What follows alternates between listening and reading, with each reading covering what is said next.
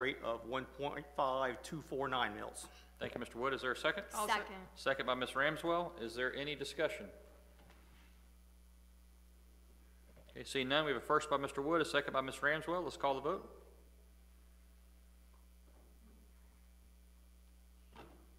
Motion passes 7-0. Congratulations, City Council.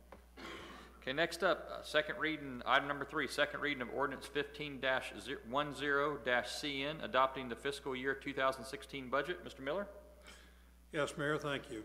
Ordinance 15-10-CN by title is an ordinance of the City of Destin making appropriations for certain expenditures, expenses, capital improvements, and certain indebtedness of the City of Destin, Florida, for the fiscal year beginning October 1, 2015, and ending September 30, 2016, and providing for an effective date. The ordinance is before you for consideration on second reading.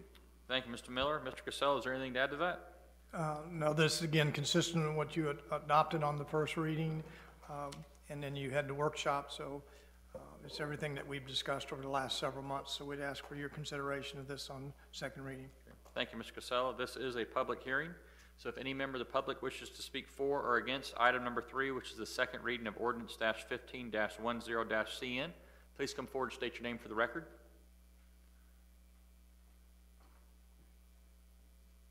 Okay, seeing none, we'll close the public portion, turn it over to City Council. First up, Ms. Ramswell. Thank you, Mayor. I'd like to go ahead and make the recommended motion. I move that the council adopt ordinance 15-10-CN on second reading to provide for a balanced budget for fiscal year 2016. Thank you, Ms. Ramswell. Mr. Wood? Second. Okay, Mr. Wood has a second. Is there any discussion? Okay, seeing none, let's call the vote.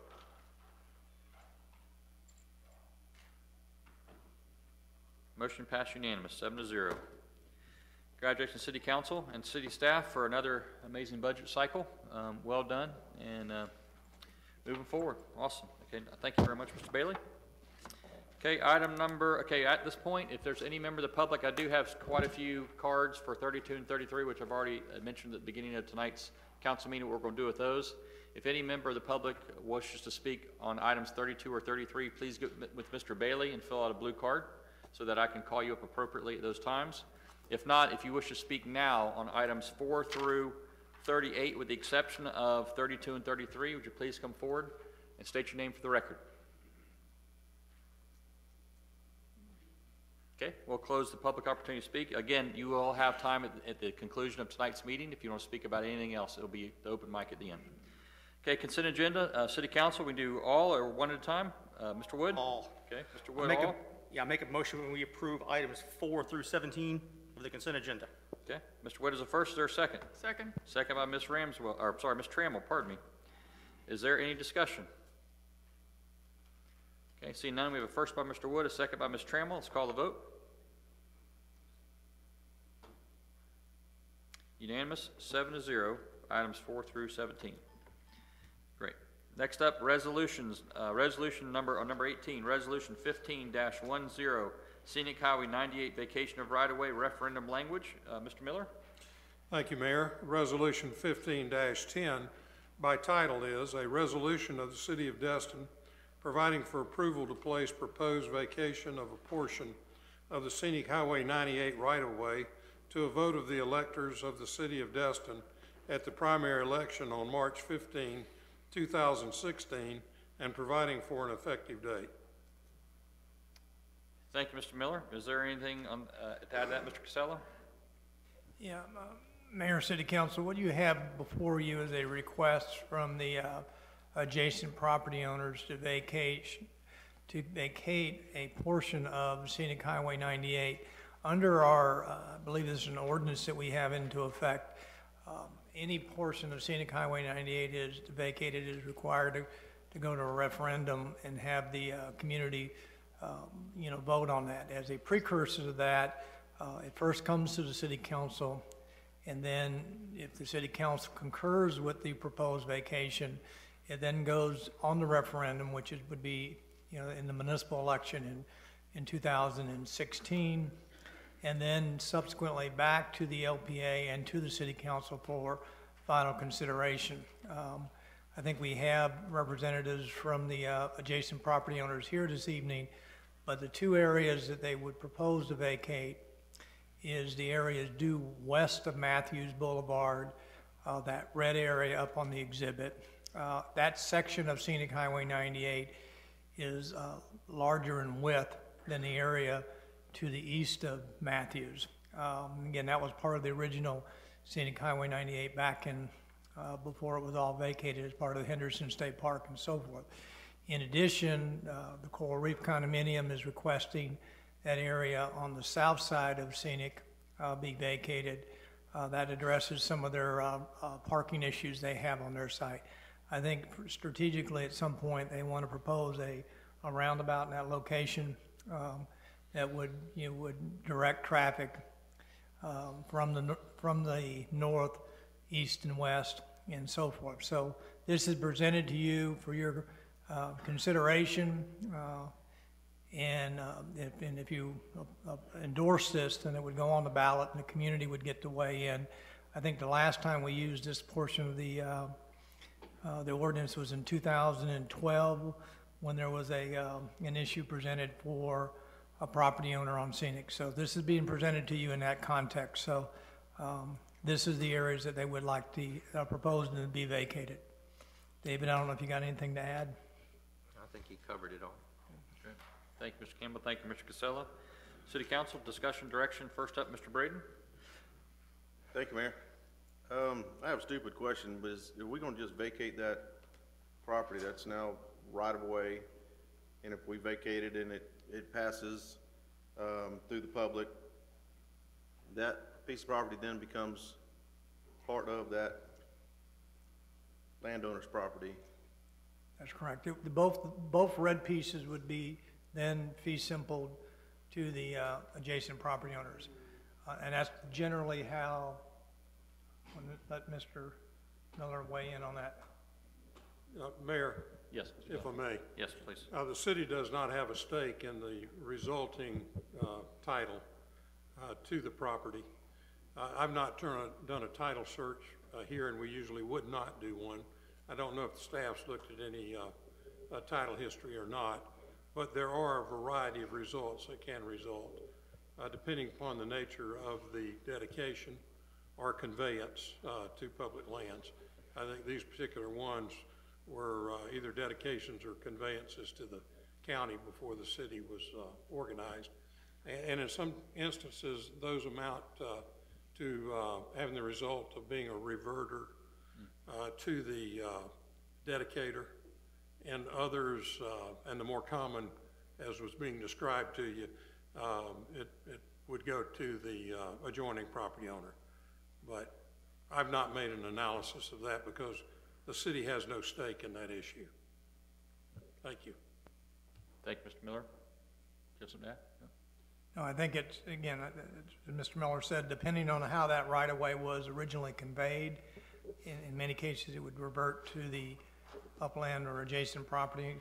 But in some cases, for example, the extension of commons from airport back to, we actually own, the city owns the right-of-way underneath it. So if that ever got vacated, it wouldn't necessarily mean that, so it's how that property, the right-of-way was acquired.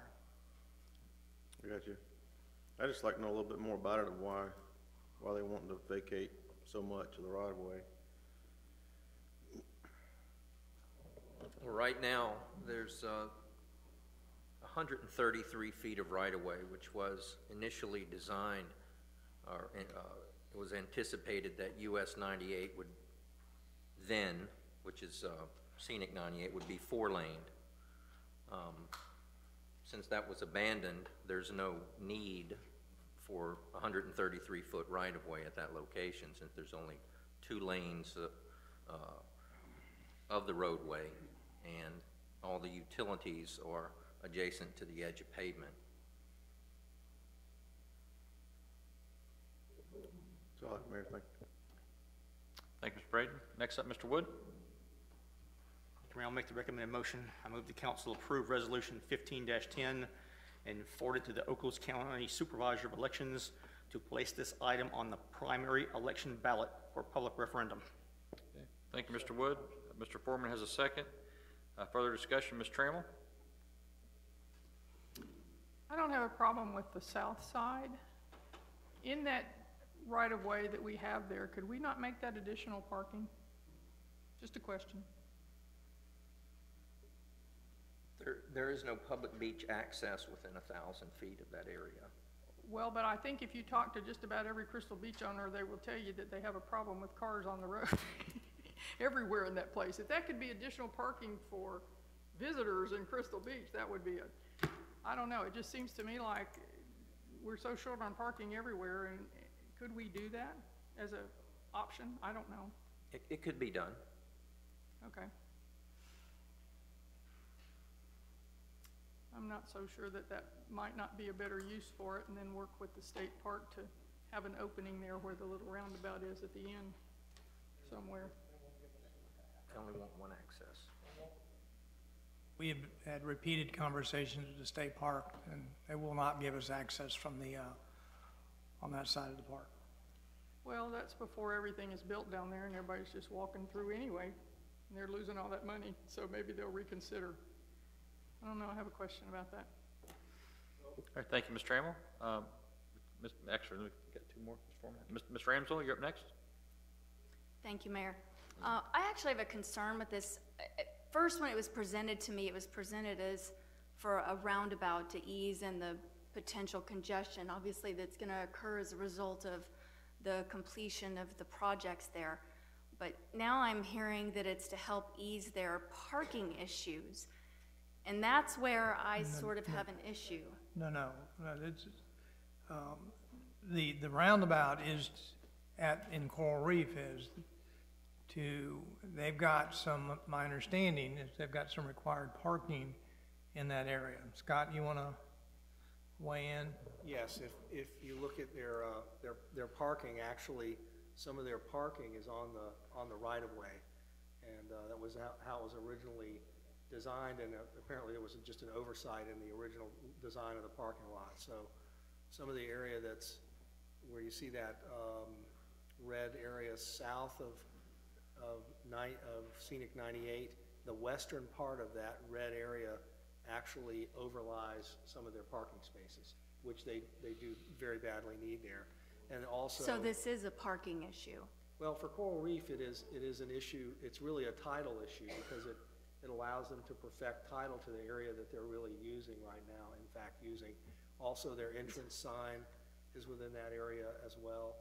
And so there was a lawsuit. Coral Reef was actually claiming ownership to that and part of the area to the north of 98 there. Part of that area is used as overflow parking for the condominium, and they had a dispute with the city over that too, stemming from 2003 when the city was involved in a project to rebuild and improve a lot of that Scenic 98 corridor there. Some of the improvements were actually in areas that were currently then being used by Coral Reef. So the condo sued the city to prevent those improvements from doing things like removing their sign and stuff like that. We redesigned the project on the fly to avoid those impacts, and that resulted in the lawsuit just being in limbo for years. It was voluntarily dismissed by Coral Reef because they decided they would go ahead and pursue this as an alternative option because it was just a more reasonable way to proceed, they felt. So the problem I have with that is this opens the door for other owners along 98 or essentially anywhere to say, please vacate your right of way, I have parking issues, or I need this space. And that concerns me. And when it came to me as the potential for a roundabout, which would aid in the future flow of traffic and congestion, that I get. But I worry about opening up that door. Ultimately, if we vote for this tonight, it will come before the residents, which I'm fine with. But I have a real concern with that and setting that precedent. I think the biggest difference in this section of Scenic is the width. You don't have that same width as you work your way to the east. This width is, what'd you say, 133 feet? So it is much wider than it is in any other area that we have. Clearly, as you move to the east, it's much more restrictive, and we have, but this needs to get vetted by you guys before it goes on the ballot, because the last thing you want to do is have the community voted up, and then y'all have heartburn with it. So that's why it's being presented in this format. Is there a way to separate out? Well, of course, there's a way. I'd be interested in separating that north side from the south side. I'm in line with Councilwoman Trammell on this. If that's something that can be utilized for our local residents, I think we ought to look at that before we just abandon it. Mayor, Yes, Mr. Miller. staff, have you made a determination or recommendation to the city council as to whether or not these two prospective properties are required for public purpose? I think we're of the opinion they're not required for public purpose. Specifically, as Mr. Campbell mentioned, the beach access is almost a quarter-mile away. When do you expect that the city council would make the determination of whether or not these properties are required for public purpose? Formally or informally? I'm sorry? Formally or informally?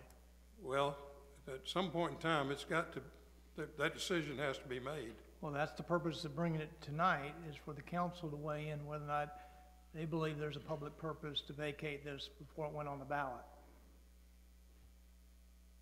I mean, in my opinion, vacating it to a private property owner is not a public purpose. I mean, a public purpose would be our retaining it and being able to provide parallel parking or something. I mean, a quarter mile from the Shira Beach access is nothing. I mean, people are fighting up and down the roads for parking, as we all know.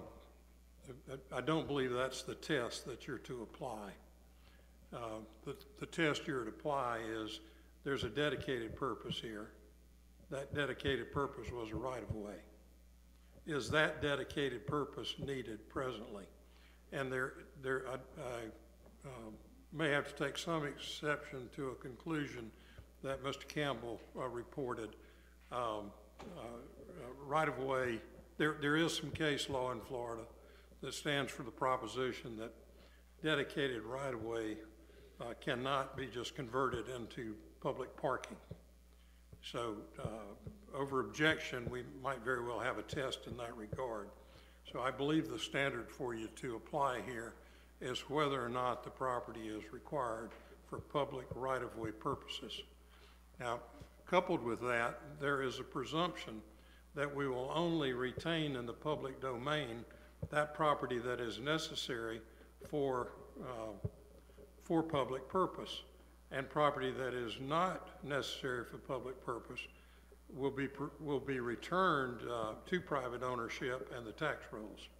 So I hope those instructions are helpful to you. Thank you. Thank you, Mr. Miller. Anything else, Ms. Ramswell? We can come back to you if need be, but you. Yeah, let me mull some of this over, and I'd like to hear from council, any Okay. opinions. Mr. Foreman? Yeah, I think when Councilwoman Trammell had indicated, I think I heard you right, is that it might serve a good purpose as an entrance to the Henderson Beach. Is that what you were? No. Excuse me. No, I was just looking at the south side. I don't have any problem with. I'm with Ms. Ramswell. If we could split it up, I'd be voting yes on the south side. The north side right now, what my question was, could we turn it into public parking? I'm also looking at the fact that there's going to be something built and developed there all along that street. And if additional public parking to have access to whatever that is that's there that's going to have public access allowable to it, my understanding, then that would possibly be a better use of that right-of-way than vacating it totally and not having that assurance that public parking will be allowed in that particular spot. I have two thoughts on this. One is that had it been the suggestion that the state park wanted another entrance, I think you would find they would be against it. And the reason is they don't have the personnel to man entrances as it is. And almost across the state, they're cutting back on those kinds of things. The second part of it is, as Mr. Miller pointed out, you can't take a dedicated public right-of-way and change the purpose of it in time without getting in, you know, technically it belongs to the original owner if it's not used for the purpose of which it's really, it's dedicated as a right-of-way. And so I think we're stuck on this one. I don't think we can change the use of it. Okay, thank you, Mr. Foreman. Mr. Marlar? Thank you, Mayor. Wait a second, Mr. Costello? I think it may be beneficial to have the applicant, at least for the Henderson project. Shannon, you want to weigh into this? Because I don't want to misspeak about what your intent is, because you are the applicant on this. What testimony will he contribute? Well, he's the applicant on this request. Oh, I got you, okay. Yep. Shay, please, Mr. Howe. I got you. Can I go ahead before you do, because this is. Sure. This is Mr. Marlar, please. Council, we're kind of missing the boat here. We aren't making a decision. The voters are going to make a decision in March. We're just asking to be put, this is supposed to go on the ballot. If the voters vote against, in my opinion, if the voters vote against us vacating the right-of-way, then we have the opportunity to figure out what we want to do with it. But right now, the way I'm reading what we're trying to do is put it on the ballot and let the voters decide, let the citizens decide. I think that's where where we're supposed to be. That's the ultimate goal for tonight, yes. Thank you, Mr. Marlar. Mr. Howell? Shannon Howell, 2701 Scenic Highway 98. I represent the Donovan Gulf LLC, which owns this property for the Donovan family in Memphis. The original intent of the, I think as someone said, of the 133-foot width was for the four-laning of Scenic Highway 98 when it used to go all the way through the park. When that was abandoned, from what I understand, all of that property was returned, but Mr. Henderson at the time had sold off these parcels. There's several parcels there, and those owners didn't know at the time to go get their property returned to them. The other property was. So this right-of-way, the intent of this right-of-way has been for the four-laning. The Donovan family, when they bought the property, the Donovan company, when they bought the property, thought that was part of what they were buying. So there is a title cloud there. Just so you guys know that, the Coral Reef has a pending lawsuit with the city that's been ongoing for years. And they're pretty adamant that they own that part that is across, that adjoins to their parking lot, which is about a third of what you see in red right there. The Donovan company has been paying taxes on that property. It's not shown as a right-of-way on the county maps. It's shown as the Donovan's property. So they've been paying taxes on that for over 10 years, and the people that owned it before them paid taxes on it. So their feeling is, yeah, if it's not used, if it's not going to be used for a four-lane right-of-way, it should be returned to their parcel. So they feel they do have some standing there with that position. Is there any questions, any other questions I can answer on it? Thank you, Mr. Howell. Does anybody have a question for Mr. Howell? The one last thing is on the little piece you see on the south side. What we're trying to do is resolve these parking spaces where the right-of-way overlaps, but at the same time have a right-of-way. There's been a roundabout designed for that intersection, which the Donovan company said they would donate to the city at some point, and that part of that red is to accommodate the right-of-way that would be involved right there for that roundabout. It's to accommodate the roundabout. Okay. Thank you. Great. Thank you, Mr. Howell. Appreciate it. Ms. Trammell, you're next. My question is for staff. Did we check with Destin water users and the utility companies and all that kind of good stuff to make sure that they didn't have any plans for a water tower or some such thing there? I don't know the answer to that question. So. The application, I believe, was sent to the affected utilities. Okay, so we do have them signing off on that? Yes. Okay. All right, thank you. Anyone else? Okay, we have a first by Mr. Wood, a second by Mr. Foreman. Ms. Ramswell? This sounds awfully complicated with a lot of different moving pieces, and especially knowing that there is some litigation involved, at least on that northern portion. I'd actually like to make an alternate motion. I'd like to move that we separate these two and perhaps have staff look more into the issues on that north piece, but perhaps go ahead and move forward with the southern piece. Okay, is there a second to Ms. Ramswell's substitute motion? Do I need to rephrase that more eloquently?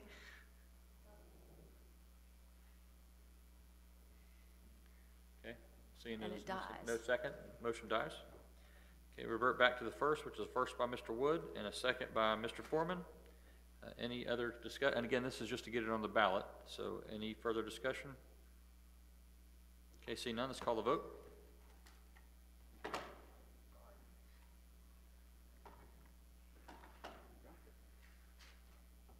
Motion passes 4-3.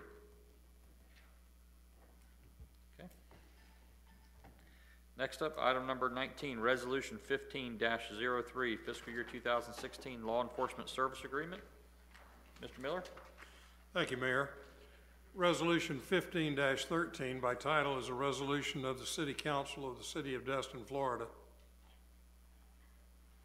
accepting and adopting the fiscal year 2016 Law Enforcement Service Agreement between the City of Destin and the Okaloosa County Sheriff's Office, providing for an effective date and authorizing the mayor and city manager to execute the agreement for and on behalf of the City of Destin. Thank you, Mr. Miller. Mr. Casella, is there anything else to add to that? No, this actually was just voted on in the budget. This adds 2.5 additional full-time equivalents to the resources that are allocated to Destin as part of this request. So we would ask for your approval of this item. Thank you, Mr. Casella. Ms. Ramswell, discussion, direction? I'd like to go ahead and make the recommended motion. I move that the council adopt Resolution 15 I don't see anything there, accepting the fiscal year 2016 Law Enforcement Service Agreement, which will provide law enforcement services to the City of Destin by the Okaloosa County Sheriff's Office for the period October 1, 2015 through September 30, 2016. Thank you, Ms. Ramswell. Mr. Braden? Thank you, Mayor. The 17 officers, is that? Actually, let me wait a second. Let's see if we get a second first. Second. Second by Mr. Dixon. Okay, thank you. Mr. Braden, now you're up. The 17 officers, is that counting the Marine Patrol units? No. Or is that just on the road? There's an investigator, one desk person, and the rest of them are basically people who are out in the community. So that's up on the road, that's not patrolling Crab Island and? No. Okay, thank you. Thank you, Mr. Braden. Mr. Wood? I just want to make a quick point. The recommended motion did not have the full resolution number. It's 15-13 is the full resolution number. Thank you, Mr. Wood. Ms. Ramswell, accept that into your motion. Mr. Dixon, in a second. Yeah, I believe I said 15 dash something. Yes. Okay, great. Thank you very much. Thank you, Mr. Wood. Okay, any other discussion? Okay, we have a first by Mrs. Ramswell, a second by Mr. Dixon. Let's call the vote.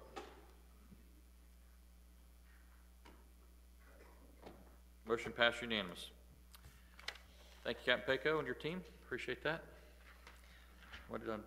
All right, next up, we have project reports and comments from Mayor and Council. First up, Ms. Trammell. I'd just like to say thanks to the crew that did their job cleaning up Noriega Point.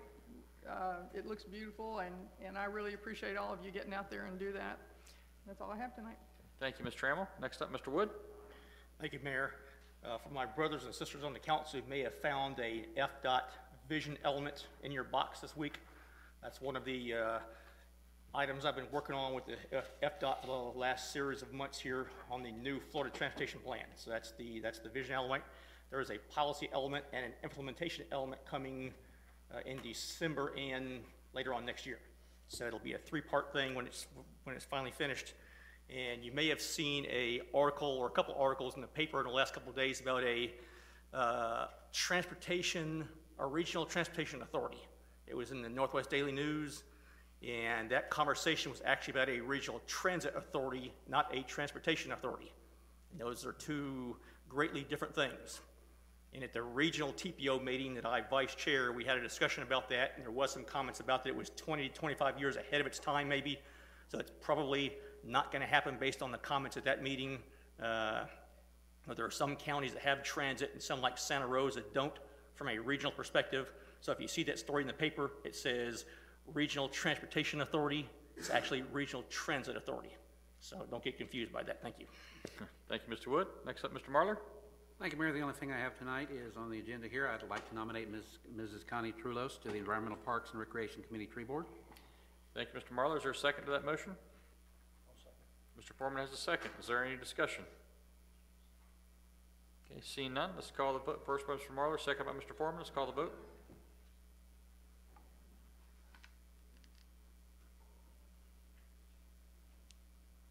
Motion passed unanimous. I have nothing else, Mayor. Okay, thank you, Mr. Marler. Next up, Mr. Foreman. I have nothing, Mayor. Thank you, Mr. Foreman. Mr. Dixon. Nothing tonight, Mr. Mayor. Thank you, Mr. Dixon. Mrs. Ramswell. I actually have nothing tonight. Okay, thank you, Ms. Ramswell. Mr. Braden.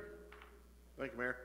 The turn signal I asked about, last meeting on Airport Road. And we're looking at that. Okay. That's all I have, Mayor. Thank you. Thank you, Mr. Braden. Actually, Mr. Warren, I hit the vote thing by accident, so forgive me. I was going to, as Ms. Trammell talked about, I saw the statistics from the Choctaw Basin Alliance cleanup. Amazing what they did on Noriega Point. And so, is there anybody here from that organization tonight, by chance? There's not, but thank you for that group. I think Mr. Rayner sent us out a heads up on that. So that's 3,200 cigarette butts on Noriega Point alone. That's a lot of people. Woo! They did a great job. So, also got a chance to represent the city this past weekend down in Orlando at the Florida League of Mayors at the first board meeting I got to participate in, and made my voice heard. Thankfully, great group of mayors, 21 in the state represented on that board, and so thank y'all again for allowing me the honor to serve, not just as city council, but y'all as residents of the city, so appreciate that. And that was it. Next up, staff reports and recommendations. First up, Mr. Miller. Thank you, Mayor. David B. Pleat, counsel in the case of State National Insurance Company plaintiff versus City of Destin, Florida defendant, in the United States District Court, Northern District of Florida, case number 13:CV31-MCR/EMT, has called and asked me to report and announce tonight the executive session to be held related to that case in this room Monday, October 5, 2015 at 5:00 p.m. Thank you very much. Great. Thank you, Mr. Miller. Anything else? Great. Thank you, Mr. Miller. Next up, Mr. Shirley. I have nothing tonight. Thank you. Thank you, Mr. Shirley. Item number 30, interlocal. Thank you, Mr. Bailey. Item number 30, interlocal agreement between Destin Fire Control District and the City of Destin for beach safety and lifeguard services. Mr. Casella? And this is a agreement that we have, interlocal agreement we have with Destin Fire Control, that the city funds $100,000 a year to provide for the lifeguard beach services. This is the last year of the agreement and extension, so we'd ask for your endorsement of this interlocal. Thank you, Mr. Casella. City Council, is there any direction, discussion on this? First up, Ms. Ramswell. Because of my affiliation with Destin Fire Rescue, I'm going to have to abstain from this vote. Okay, Ms. Ramswell, for the record, is abstained from the vote. You need to, Mr. Bailey, she's got to sign something, doesn't she? Thanks. Okay. Excellent, thank you. Okay, first up, Mr. Foreman. Yes, Mayor, I support this. I was involved in it, I guess, some years back, and it's been a helpful thing that for many years we went on a handshake, and finally we decided to have an agreement, I think last year or year before, and so I think it's worthwhile and support it until we decide otherwise. Are you making the recommended motion? I'm making the recommended motion, which I don't have in front of me. Right here. There you go. Yeah. Okay, I'm sorry. That's okay. I move that the mayor be authorized to extend the interlocal agreement between Destin Fire Control District and the City of Destin to provide beach safety, and lifeguard services on the City of Destin beaches for FY 2016. This is the second of two possible extensions. Thank you, Mr. Second. Mr. Foreman has the first, Mr. Dixon has a second. Is there any discussion? Okay, seeing none, let's call the vote.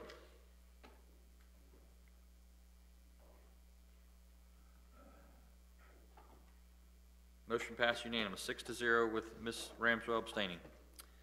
Item number 31, request approval to amend the Land Development Code to allow grocery stores as a permitted use in the Gulf Resort Mixed-Use Zoning District. Mr. Casella? And this is an item that I believe the legislative sponsor on this was Councilor Woods, and this would basically allow grocery stores in the Gulf Resort mixed use. And we would ask for you to approve this so that we can move it forward. Thank you, Mr. Casella. Mr. Wood, do you have any other thing you want to add to that? Not right now, but I will. Okay. We'll make the recommended motion. It is hereby moved that the city council direct staff to proceed with the ordinance adoption process by scheduling the proposed ordinance for review and a public hearing with the local planning agency. Thank you, Mr. Wood. I'm sorry, who did the second? Mr. Braden? Okay, Mr. Braden the second, okay. We have a first by Mr. Wood, a second by Mr. Braden. Is there any discussion? Yes, Ms. Trammell. Have we heard from the public on this? Not, I think it's gonna be going to local planning, then back to us. So this is just gets to the LPA, Yeah, then back to this us was- for public. But we haven't had any No. public, There we would- don't have any blue cards on this at No. all? Okay, all right, thank you. Okay, Mr. Dixon. I want to be able to support this, but my concern is that in the area that they're going to possibly put a grocery store, that we haven't, just like Ms. Trammell was saying just a little bit ago, we really haven't ran this by the public at all with this, and my trouble is that all the condominiums that are back behind that are gonna have to hear beer trucks at 6 o'clock in the morning, and I think we're gonna get a lot of complaints from this, and I just don't know if it's the proper thing to do, but, I certainly am willing to take a look at it, and I know this is not the last vote that we'll have on this, but I do want to get in conversation with the surrounding property owners with this thing. I don't wanna do this thing and approve to do it, and then come to find out later on, we got all kind of problems with it. So however we get it in front of them, however it is that they can weigh in on this, I'm for that. Yep, I agree. We should allow the public to speak their piece either at the LPA meeting or back when it comes back to us. And somehow we gotta get word to them that it's happened, so. Mr. Casale, how do we plan on getting the adjoining property owners information about the LPA meeting? Yeah, I mean, the Gulf Resort mixed use is on this particular location, but it's also in other areas, so it's not just this particular, so this would be an allowed use in all Gulf Resort. We've got that, on commons and so forth, so, it will be, duly noticed, for the LPA. I think there was a newspaper article on it. In addition, it will have first two readings to the, back to City Council, so I think it will get quite a bit of publicity, and if anybody had an issue with it, they will be pretty well notified. Great. Thank you, Mr. Casella. Okay, we have a first by Mr. Wood, a second by Mr. Braden. Is there any other discussion? Okay, see none, let's call the vote.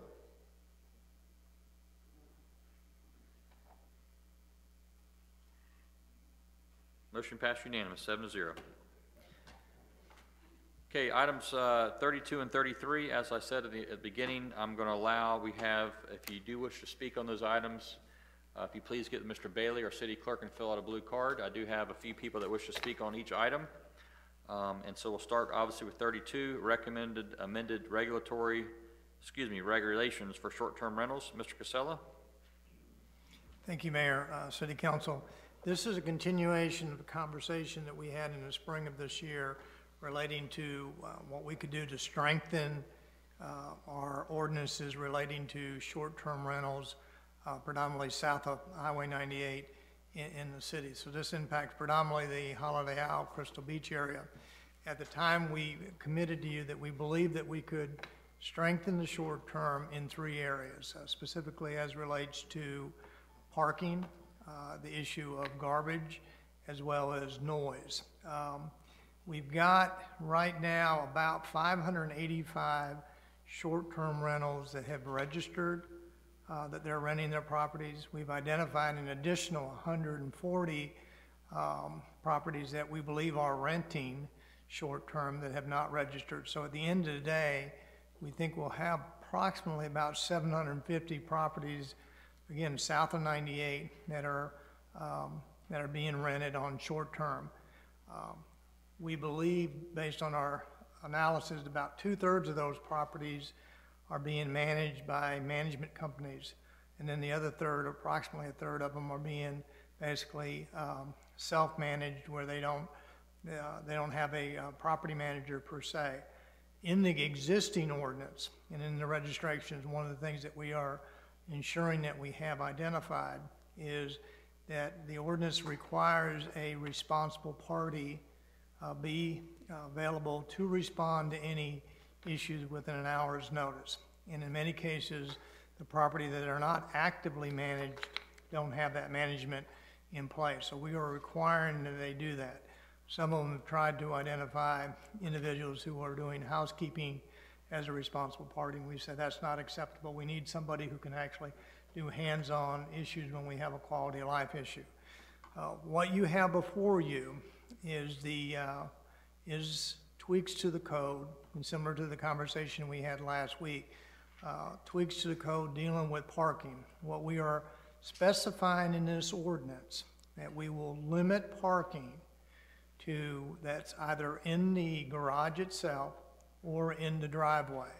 You still can't block sidewalks with vehicles parked on sidewalks. So they would be in the driveway and or in the garage. You can't have parking up in the grass area, you know, in the short-term rentals. You can, if there's improved right-of-way, for example, in sections of highway in Crystal Beach, there is some improved right-of-way that people can park in. But outside of that, if you rent out your unit, they have to park either in the garage or in the driveway. So that, we think, will assist, based on the testimony that we've heard from folks in Crystal Beach and in Holiday Isle, will help tremendously with the parking problems they've experienced over the last several years. The issue of the garbage is a little bit more complicated in that most properties do the weekly rentals and turn over on Saturday evenings. Okay, not all of them. Some of them do 2 or 3 days and turn them over. What we're basically saying in this, whenever you turn that unit over and you do the housekeeping and you clean it, that garbage have to be off the street, I think, within 18 to 24 hours of that unit turning over. So it's not sitting out there for 3 or 4 days, and that's what we had heard before. And that you have to do one of 2 things. You either remove the garbage yourself through your housekeeping and or in another waste company, or you can hire, and waste management has agreed what I'm calling a valet service, to come in and remove the garbage on Sunday morning, starting at 6 a.m. till noon, and they'll remove the garbage if that unit's turning over on Saturday afternoon, like most of the products are. So that will help, and not to have that garbage out there more than 18 or 24 hours. And again, that was a comment that we had heard when we had our workshop on this in the springtime. The last but not least issue is the issue of noise. And what we're proposing to you, which should help, again, it won't eliminate, is require anybody who rents out their units to post signs both as you come into the building and again in the building, that basically you are in a residential area, and that if you violate the noise issues, the sheriff's office will respond and prosecute. So we think that will help at least put the tenant on notice. If we have a responsible party that we can basically make contact with and have them respond, we think we can address the noise issue. So again, this is in response to what we heard from the concerns with the folks who live south of 98 in Holiday Island, Crystal Beach, and it deals with the issue of noise, garbage, and parking. So we'd ask for your comments so that we can get this subsequently to the LPA and back to the city council for first and second reading so that we can put the properties owners on notice for the spring 2016 season. That's our goal, is that we can get all this done by the end of this year. Everybody who rents, starting, spring break 16 will know exactly what the terms of engagement are, and that the additional code enforcement officer that you approved in this upcoming budget will be able to know what portions of the code to enforce. Thank you, Ms. Casella. What I'd like to do is we have 3 members of the public and possibly a 4th. I'd like to go ahead and give them a chance to speak, and then we'll shut that part down and let City Council have discussion and decide where we go from there. First up, Mr. Blakesley, if you come forward. Yep, thank you, sir. Then Mr. Fisher will be after him, and then Mr. Robinson, and then Mr. Crow. If you wish to speak, you got a card. You don't have to. I know you're a maybe, so. Okay, Mr. Blakesley, and of course we know your name, but if you could state your name for the record, please, sir. If you hit the button, perfect, thank you, sir. George Blakesley, and appreciate the opportunity to be here tonight. I've got just a couple of things to comment on. First, thank you for putting together these improvements. I think they do move a step closer. I'll come back to that in a minute. Mr. Blakesley, please forgive me for interrupting you. I've forgotten to make tell everybody, if you can keep your comments to 3 minutes or less, it would be outstanding so we can get everybody heard. And please forgive me for cutting you off. You can start right now again. So that's my fault. I meant to remind everybody. Thank you, sir. Okay, thank you for being here. Let me be here and share this, my thoughts with you about this. A couple of comments. If I read the attachment A to the extended minutes as I reviewed them, I saw extensive coverage under the topic of detached single-family residences. Did I miss coverage of attached single-family residences? The current regulations only apply to the detached single-family residences. Okay, thank you. So I didn't miss them. That's a good thing. My suggestion then to council, to staff, is that you step back and consider attached single-family residences as well. I'm sure there's 1,000 reasons why that shouldn't be done, but I would suggest why it should be done. The size of a single-family resident, typical townhouse might be 16 feet wide. Maybe if they are an end unit in a townhouse series, they may have some extra space, but the parking is very small. We have townhouses that are on the short-term rental market now that are advertising for 12 people. 12 people. Right down the street from me a couple of days ago, there were at 6 o'clock in the morning, which probably is the maximum vehicle at one time, there were 5 full-size pickup trucks, each one of them being a 4-door pickup truck. 5 of those, plus 2 motorcycles for one short-term attached single-family residence. So please, go back and consider that. I think that's a major omission. Second is, I would love to hear, but I'm asking as a rhetorical question, as I've asked rhetorical questions before. What is a reasonable number of persons that you would expect to live in a single-family residence? What's a reasonable number? And whatever that answer is, that's the number that we should guide on. I think working on the garbage and working on the parking and working on the noise are all highly admirable and will help a lot. But those are symptoms, and the symptoms are caused by the problem, and the problem is too many people in too small an area. That's the problem. And I think it should be looked at, and I probably hit my 3 minutes. You got a little bit long. Do you want?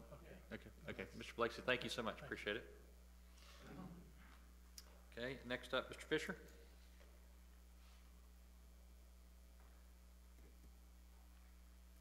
Scott Fisher, I live on Holiday Isle, and I don't want to go back over what George just covered because several of his areas were things of interest to me, primarily the mini hotels, and the homes that are turned into small hotels and really commercial businesses and single-family residences that I don't see it where it was addressed in here. I don't know if that's something that's coming later or if it's been dropped.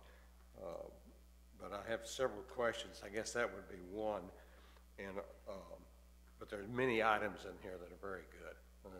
I think you listened to a lot of the discussions and appreciate the council doing their best to get this thing in writing. I would like to go back to that noise ordinance, though. It reads very well here until you jump into the 14.2. And as you're aware, it's a rather lengthy document, and in the past it's been very difficult to enforce, particularly in a timely manner. And I was hoping that somehow or another, if you're going to continue to use the new single sentence, it shall be unlawful to allow or make any noise or sound which exceeds the limits set forth in the chapter. And of course, the limits in here are 50 and 60 decibels, depending on the time of day. But there's also another 10 pages of various restrictions on how the noise is measured and how you do it. And it seems to me this is a very difficult item to enforce and ever really control, say a loud party where you need to shut it down in a single night. And that is probably most of the noise violations that we experience on Holiday Isle is a out of control party, loud noise, short period of time, and it does say unlawful. I don't know if there's an attempt here, and I ask that to also include this as enforceable for the Sheriff's Department, if it would strictly be the Code Department enforcing it. But I would hope you all would at least take a good look at this second 10-page document and see if there's some way we can make it clearer and easily enforceable for whomever is going to do it. Thank you. Mr. Fisher, thank you very much. Appreciate that. Sorry, I'm trying to take a couple notes from this conversation. Thank you. Okay, next up is Mr. Robinson.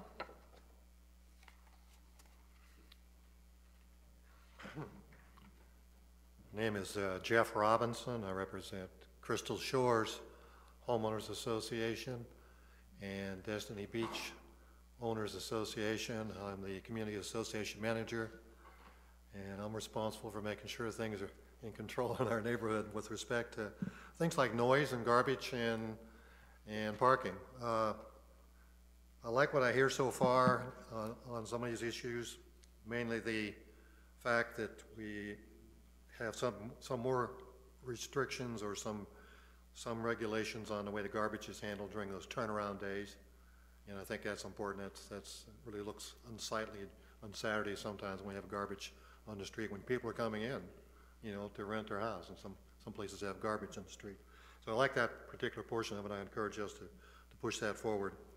No parking on the grass right-of-way areas or the area between the sidewalk and the street. I really agree with that one because, again, you're not supposed to be parking on the grass, and a lot of times we maintain the grass. You know, city right-of-way, we maintain it. When it's all gouged up with tire marks and broken sprinkler heads, it causes a real problem. Also, there's one other area, and like you say, everybody has to be parked behind their property line in the driveway and in the garage. But I also see people parking on the driveway apron, you know, not across the sidewalk on the driveway apron, but actually turning the car and parking, which is essentially, you know, part of the continuation of the grassed area there. So maybe we'll say no parking on the driveway aprons or no parking across the sidewalk. And that's, because I see them turn a car sideways, and they'll say, okay, I'm not parked across the sidewalk, but they're parked on the driveway apron, which is almost the same as parking on the grass, except it's paved. There could be a loophole that I want us to see if we can look at. And the noise thing, I think that anything we can do better there would be fine. And I still concur with what was said before by Mr. Blakely, that still think we need some type of guidelines or some issues on occupancy. Possibly, since you're asking the rental management companies to take control of these properties, most of the rental management companies have suggested or recommended occupancies, and possibly they should be able to maybe pin those for each property. You know, make those firm and make the management company is responsible for making sure, by ordinance, making sure that those people are in there. Let them control that, and, if we have a complaint, they have to go check on it and verify or evict if they're beyond the numbers that they have set. And that's a number between them and the owner, but maybe some way to control this. Because sometimes the owner will say, I want 12 in there, and even the rental management company may say that on their website, and there's 20 in there. You get a problem then. We have no way of taking care of that. So thank you for the opportunity to speak. Mr. Robinson, thank you very much. Next up, Mr. Tadlock. Mr. Crowd, did you want to speak? Okay, I'll let you speak after Mr. Tadlock then. Okay, thank you. I was going to circle back to you because I know you're maybe. Okay. Mr. Tadlock? Honorable Mayor and councilors, I'm Guy Tadlock. I live on Holiday Isle. And I too would like to thank the city and for taking this initiative to try to help us on some of the problems that we're dealing with on short-term rentals. I think it's a good first step. I'd like to add a couple of comments and maybe enforce some of the things that Mr. Blakesley mentioned. But before I do that, if I look at section 13.108, item 7E, that language, the language is keep available register of all guests. The responsible person that's renting this unit must keep a register of all guests, keyword, all guests, which shall be open to inspection by the office of the city of Destin at all times. That language was in the ordinance for the previous years. There's a lot of misunderstanding about that. Rental managers will say Mr. and Miss John Doe and guest. So we need to be, I think, more specific on that, or during the follow-up we need to do that. Let me give you an example. Later, a while back this summer, we had a 5-bedroom house that could easily sleep 15 or 20 people. Checked in 26 people, 26 young ladies. And so you ask the rental manager how many people were. So I don't know. That's where you're supposed to keep a register of that, but they failed to do that. So I think we need to emphasize that, and the enforcement, we got to make sure they do that, because I think that would help ground these rental managers. Okay, I've got to have a record of how many people staying in this house. The other thing that I'd like to mention that I think is a very good idea relative to the signage, the language in the previous ordinance said that there would be a sign posted outside that was the name of the rental manager, the emergency number, so on and so forth, and then it adds a second sign that goes on the inside of the property. I think that's a good move. The sign must state the following: be considerate of your neighbors. This house is located in a residential neighborhood, therefore noise is restricted per local ordinance. I think that statement needs to be stronger.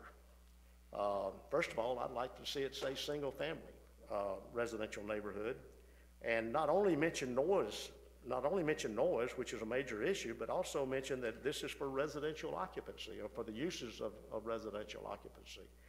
So I think that statement needs to go back and maybe looked at and see if it could be a little bit stronger. The other thing that I'd like to add is occupancy. I really think that you're kind of sidestepping the big issue here. I'm very familiar with what's going on in Panama City. I've mentioned that a couple of times to you, and I really urge the councilors and the staff to kind of look at that. But the biggest problem in Panama City is a term they use called packing. Not over occupancy, they call it packing. But they're jamming so many people into these condominiums and in these single-family residential that they can't control it. The crowd is what's the problem. So one of the things that's going on in Panama City is they are urging the condominiums and rental managers to strictly enforce those occupancy limits. Most of those condominiums have occupancy limits that's just not enforced. The shooting where the people were shot, there were 50 people in that house. In a single-family residential house, there were 50 people. So I urge you to go back and look at occupancy. The next section in your book of ordinances is long-term rentals. Long-term rentals, and you have an occupancy for that. You have an occupancy of 2 per bedroom. So I ask you respectfully, please look at occupancy. I think that would help balance this and then make this a document that would really do us a lot of good. But thank you for your efforts. Really appreciate it. Thank you, Mr. Tyler. I appreciate it very much. Mr. Crow? Good evening, Mayor and members of the council. I just want to say it's a great first step, this whole everything that you've talked about so far, that there's no reason to repeat it. But it does fall short. You really need to look at occupancy. It causes two problems. One, safety problems. You know, God forbid there was ever a fire or something going on, you know, could everybody get out? Two is, you know, with the overcrowding is what causes some of the problems that you have, that you've already addressed, the parking and so on and so forth. And three is when you jam all these people into a unit, you know, you might have 3 and 4 different, you know, groups of people, like families. Now, I'm all about families getting together, but maybe they could rent 2 houses, or maybe they could rent 2 condominiums instead of all trying to jam into one house. So I really think you ought to look at occupancy. And the biggest problem is not the rental management companies. I know there's some rental management company people here tonight, and they're not the problem. Most of them always have written in their documents or their rental agreements, and when you rent, you cannot have any more people in the house than what it sleeps. Same if you come to the Emerald Green. You come to the Emerald Green, it says it sleeps 8, you got 10, you get rid of 2, or we evict you. You have to have rules, and then the rules have to be followed. And that's what needs to happen out here in the neighborhoods. And the toughest part of the enforcement is not going to be with the rental management companies. It's going to be with HomeAway and VRBO. But you're going to have to set something up that goes occupancy. So I would propose, you have 3 things that you talked about, the trash, the noise, and the parking. I would propose that wherever you're sending this next, encourage them to come back with something that also addresses the occupancy. Thank you. Thank you, Mr. Crow. Is that item 32 or 33? 32, okay. Mr. Shelton.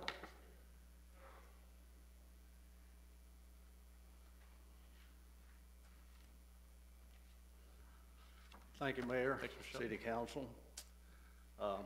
Everything I had to say has almost been said, but I'd like to point out something, that an observation. I don't believe any of you people on this dais tonight live south of 98 except the mayor. And I think he is the only one that has experienced some of these negative things with these short-term rentals. Matter of fact, I know he has. I've heard about those things.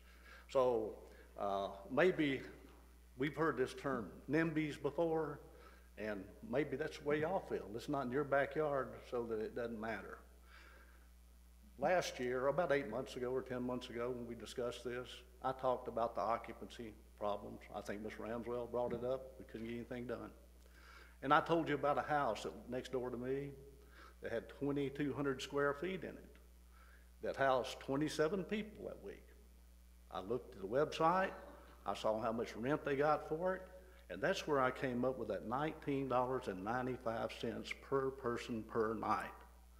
Now, me and Mr. Crawl don't always agree on everything. I happen to be on his side with this. I don't think he can put them up in the Elmer Grand for $19.95 per night.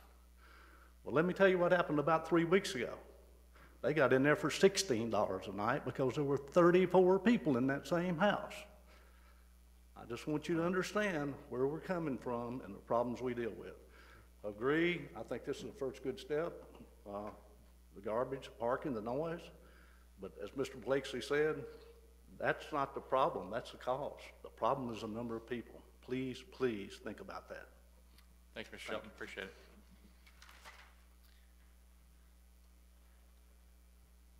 Bailey, anyone? Okay. We'll close the, thank you for everybody's comments, very well taken. Appreciate the public coming forward. And we'll close the public portion now and turn it over to City Council for discussion, direction. Please hit your button again. Forgive me, Mr. Foreman. You're first. I'll go and call you first, but only because I saw you, but I wasn't quite ready. Okay, first up, Mr. Foreman, then I'll be followed by Mr. Trammell, then Ms. Ramswell. Mr. Foreman? Well, I think the gentlemen that have spoken here on this particular subject have made a good case for it. I happen to be an RVer, and if you go into an RV park, of course you bring your vacation home with you, but what you basically do, they have a set of rules that you abide by, or they will evict you. And you go in there, and they specifically, like at 10 o'clock at night, they cut off all sounds of any kind in the park, and like that. They deal with garbage, they deal with all the other things you mentioned here, and I'm not trying to equate those two things. But I understand their standards and their rules, and it can be done, and I just, over the months that this subject has come up, I've tried to decide in my own mind what the right formula is for occupancy. I know we've discussed it enough, and I know that we've had some thoughts on how you equate it to, say, a regular residential home, and we've discussed that part of it. We've had suggested formulas for it, and yet we still haven't firmed up what we believe to be the best optimum solution for that. So I think that is something we will probably need to take a look at in the when we forward it on. Thank you, Mr. Foreman. Next up, Ms. Trammell. Thank you. I was intrigued by the fact that, and I'm sorry, I don't know which one of you mentioned that keep the record of the names in the houses. Do we actually have to list the names? Can somebody answer that question for me? Tadlock. You have to list the names of the people that are renting? Registry. Okay, so the registry can say Mr. and Mrs. Smith and guests, and you have no idea who they are? No, that's Okay. not what the ordinance. It says keep available register of all guests. All guests. So we should have a name of all guests, correct? The responsible party would have that available. Okay, so if there was an issue and/or code enforcement or the sheriff or whoever went out there, they could ask to see that list. That's correct. If that list is not there, do we have a consequence? We can take action against the property owner. But we can't tell the people they have to leave if they don't have, if they're not registered. We can take them in front of the special magistrate, and give them a notice of violation. The property owner. The property owner. And have we been enforcing that in the past? No. Okay, so my recommendation is we start enforcing that. We have a magistrate now who can talk to them. So I think if we go before the magistrate a few times, we'll get better at what we're doing. There were several tools in the toolbox that we weren't utilizing to the fullest. One was the identifying of the responsible party, so that within an hour notice. So again, for the most part, the management companies do a good job. It's the third of the product, approximately a third of it, that have doing this on their own and they don't have identified. So having that responsible party, somebody that we can put our hands on within an hour's notice when there's an issue, and if we can't get it resolved, then we can issue a notice of violation and schedule that individual, that property owner, in front of the special magistrate. Okay, and when you and I discussed this, I thought the sign read noise needed to stop at 10 p.m. Well, Did we not set we've that laid limit? out in the ordinance specifically, and we can tweak that language however you want to tweak it, but as I said, it's a little onerous with Chapter 14, but it basically putting the tenant on notice they're in a residential area. But there's language in the ordinance. But the sign doesn't say 10 p.m.? No. Well, my recommendation is we look at the sign having a cutoff time, whatever that is.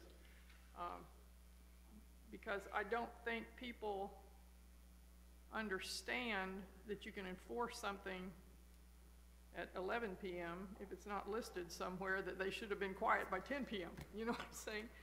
I think we need to be fair to the occupants as well. So. Okay. Thank you, Ms. Trammell. Next up, Ms. Ramswell. Thank you, Mayor. I would like to make the recommended motion, but I do have a few items to discuss. Should I make the motion first? If you make the motion, let's wait for a second, then you can just do yours. We have other discussion points as well. At least we can have that. Okay. I'd like to move that the city manager initiate the ordinance adoption process by drafting an ordinance incorporating the recommended amendments to the existing ordinance as provided. Is there a second? I'll second. Mr. Second it. I think we have further discussion. But I wanted to add on the attached and detached. Go ahead. Okay, well, I'm glad you said that, because that's actually my first point. I think the point that Mr. Blakesley brought up first was pointing out the detached only, and I think that's a really important part, because these areas that are zoned single-family residential do have townhomes, they do have condos, and when you think about these issues affecting next-door neighbors in homes, think how you'd feel if you lived next door in the condo and the townhome. So I would also like to amend that language to include attached, not just detached. Wait a second, Mr. Casella? Yeah, So, let me, if I wasn't clear, and I apologize.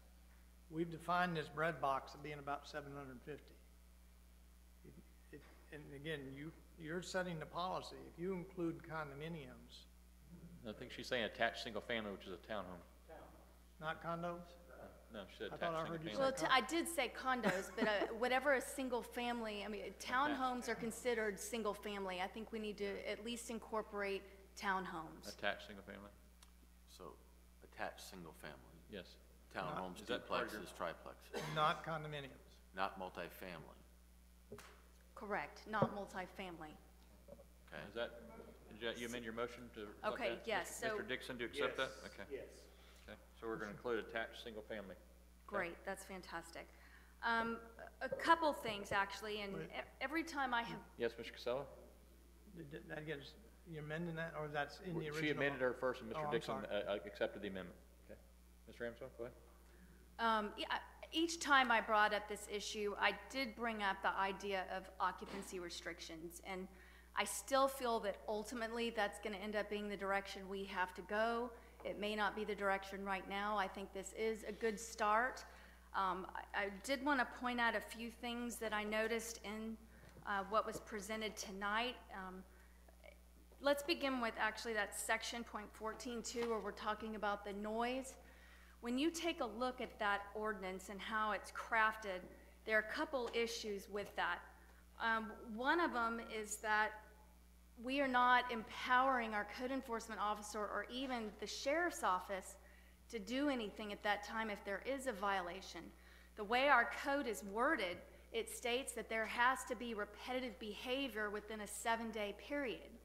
And when we've got short-term rentals, obviously most of these are weekends or week only, so they're not going to be empowered to actually do anything if that noise ordinance is broken. Again, we're citing the property owner, not the tenant. Okay, but Okay. Then we need to make darn sure that this is something that the property owner is aware of and that that tenant is aware of in terms of signage, as Councilwoman Trammell brought up. And it's just like when you check into a hotel room, checkout is at such and such time. Noise ordinance, no noise after 10 p.m., whatever the case may be. However, I do note that even in our ordinances, we do allow noise. It's just not as high a decibel after 10 p.m. And, you know, something else that I think is important to put out is that these decibel meters do not read base.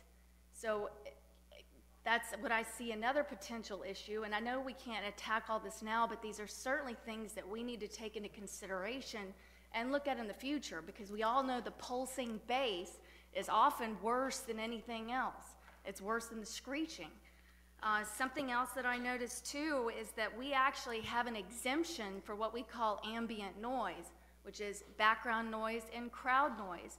When you've got a house next to you with 30, 40 people in it, crowd noise is very loud. So I think we need to actually address that as well. That can be significantly loud and it can be a major problem. Moving on from noise, well, actually, one more point with that is I talked about the empowerment. It is my understanding that at this point, even if there is a secondary or tertiary complaint involving noise, the sheriff's office is not empowered with the ability to actually issue a violation. Is that still the case? Yes. So we need to make sure they are empowered with that ability. Okay, so moving on.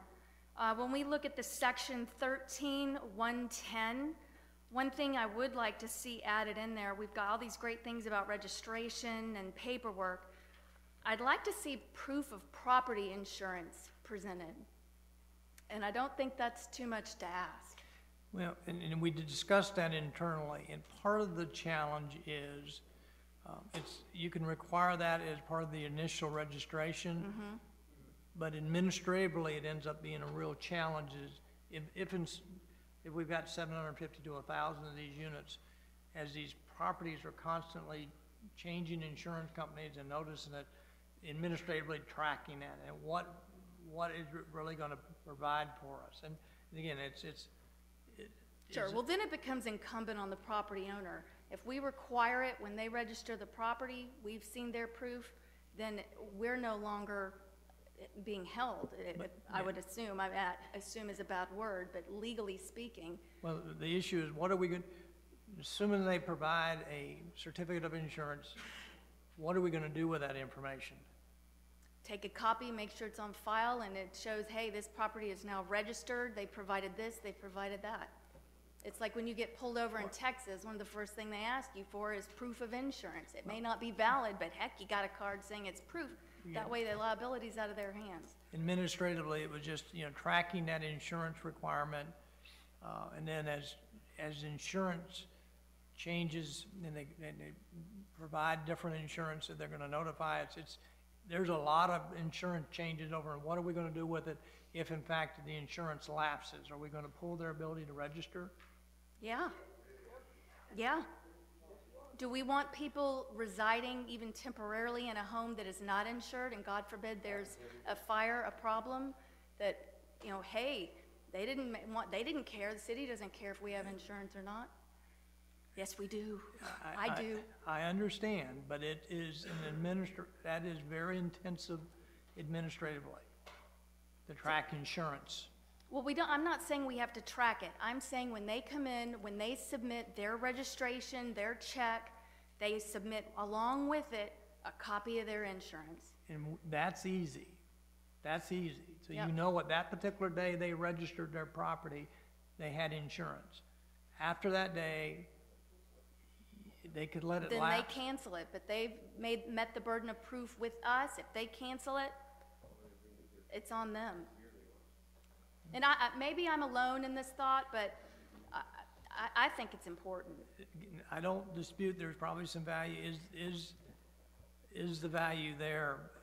This attempted to deal with what we were hearing from a quality of life issue. Sure, That's why absolutely. this is being presented. We're not saying it doesn't add values. From a utilization of resources, is it better to focus on this quality of life versus an insurance that may be valid the day you get it, and then they could cancel that insurance the very next day, and we would have no knowledge of it, so.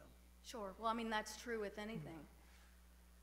Okay, so section 13-112, we make reference to a late renewal fee, but it doesn't stipulate what that fee is. Have you calculated that? Do we have one? That will be in your fee resolution that you hear at your next meeting. Okay. And then lastly, and this actually goes back to noise, but it's revisited in section 13-115, 2C. It talks about breach. People can be evicted and lose their registration in the event that they breach. What are we actually constituting as a breach? Because that's very subjective. Which portion? It's 13-115, 2C.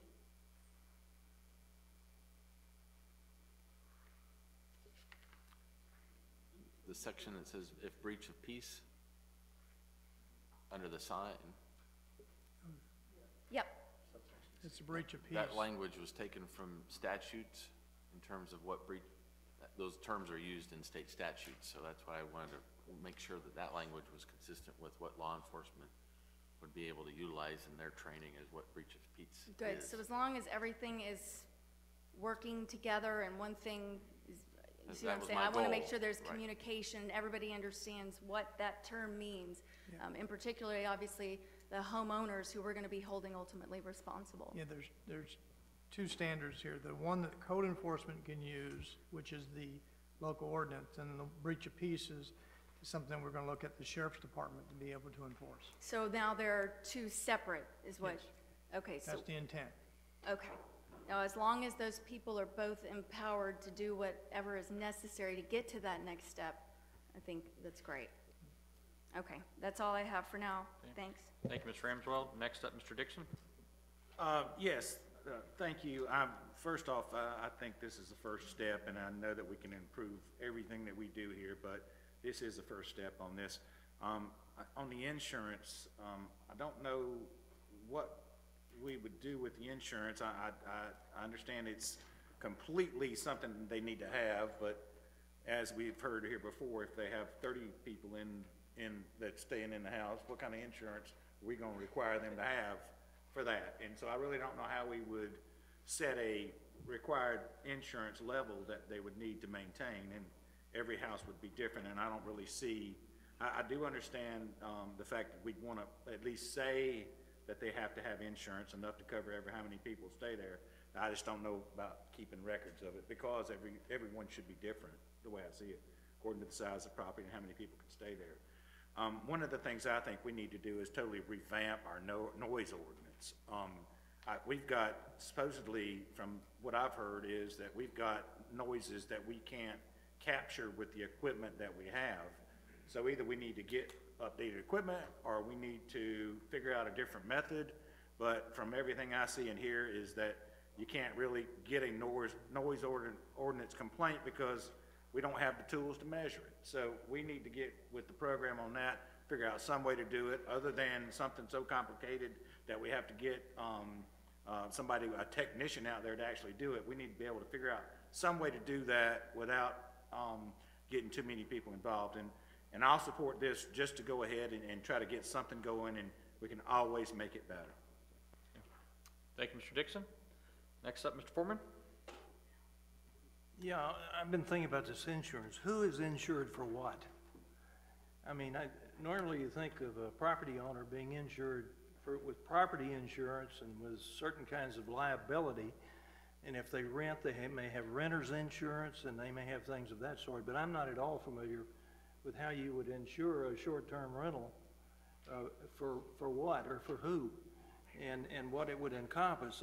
And I think that's one of the things you may be concerned about here, because it's hard to gauge. I mean, plus the administrative problems with whether or not they renew it. And on the noise thing, I'm talking about no noise. I mean, at a certain point in time, you cut it off. If you can hear it next door, then it's noise. And I'm not talking about having a volume control where you know whether or not it's loud or not, which is what we're gauging. We're trying to decide what is noise and what isn't in terms of volume. And I don't think you can do that. And when you're talking about the close-in nature of this kind of living. And so I would say at a certain point in time, you cut it off, the next door neighbor can hear you, it's wrong. Thank you, Mr. Foreman. Mr. Braden. Thank you, Mayor. On the insurance issue, can we not require them every year when they renew their business tax to show proof of insurance? It's like contractors have to provide on a yearly basis. You can require it. Again, going back to what is it providing to the city? What value is it providing to the city outside of knowing that at that point in time, that unit was insured? It can be canceled the very next day. And that's the only reason it wasn't included. It just, is the administrative time tracking the insurance going to give you, a better quality of life or some comfort level? That's why we, didn't include it here. I mean, if there's a mortgage, most property owners are going to be required to have insurance and those things. If it's owned outright and then they have discretion, they don't have to insure it. Most people will because of just the general liability.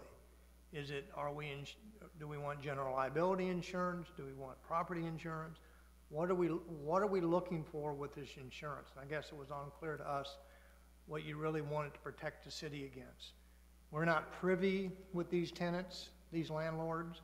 If somebody gets hurt on that property, we're not responsible for it. What is the insurance going to give us in protection outside of knowing that particular point in time they had an insurance binder for that particular parcel? I just know now, this date and time, we do have property that's being rented that the mortgage is not being paid on it, nor is there insurance on the property, but they're trying to make as much money off of it before the bank takes it back. At least we have the peace of mind and know at the time when they do buy it, or buy their tax, whatever, every year they're providing proof of insurance. At least we could say we did our part to try to protect our citizens. And that's all I'm saying. Thank you. Thank you, Mr. Braden. Good point, Mr. Marler. Thank you. Pardon the pun, it is all about that base. But do they make some sort of, have you looked into the, I'm talking to staff, looked into the measuring the decibel levels of the bass versus, and the treble as well? As I know what Ms. Ramswell is going at, because I used to have one and it didn't register bass, but it would register a lot of the treble. The tool that we have, which the sound meters, does not go down to those levels of that frequency. And I don't know of any jurisdiction that has that capability, that have utilized those.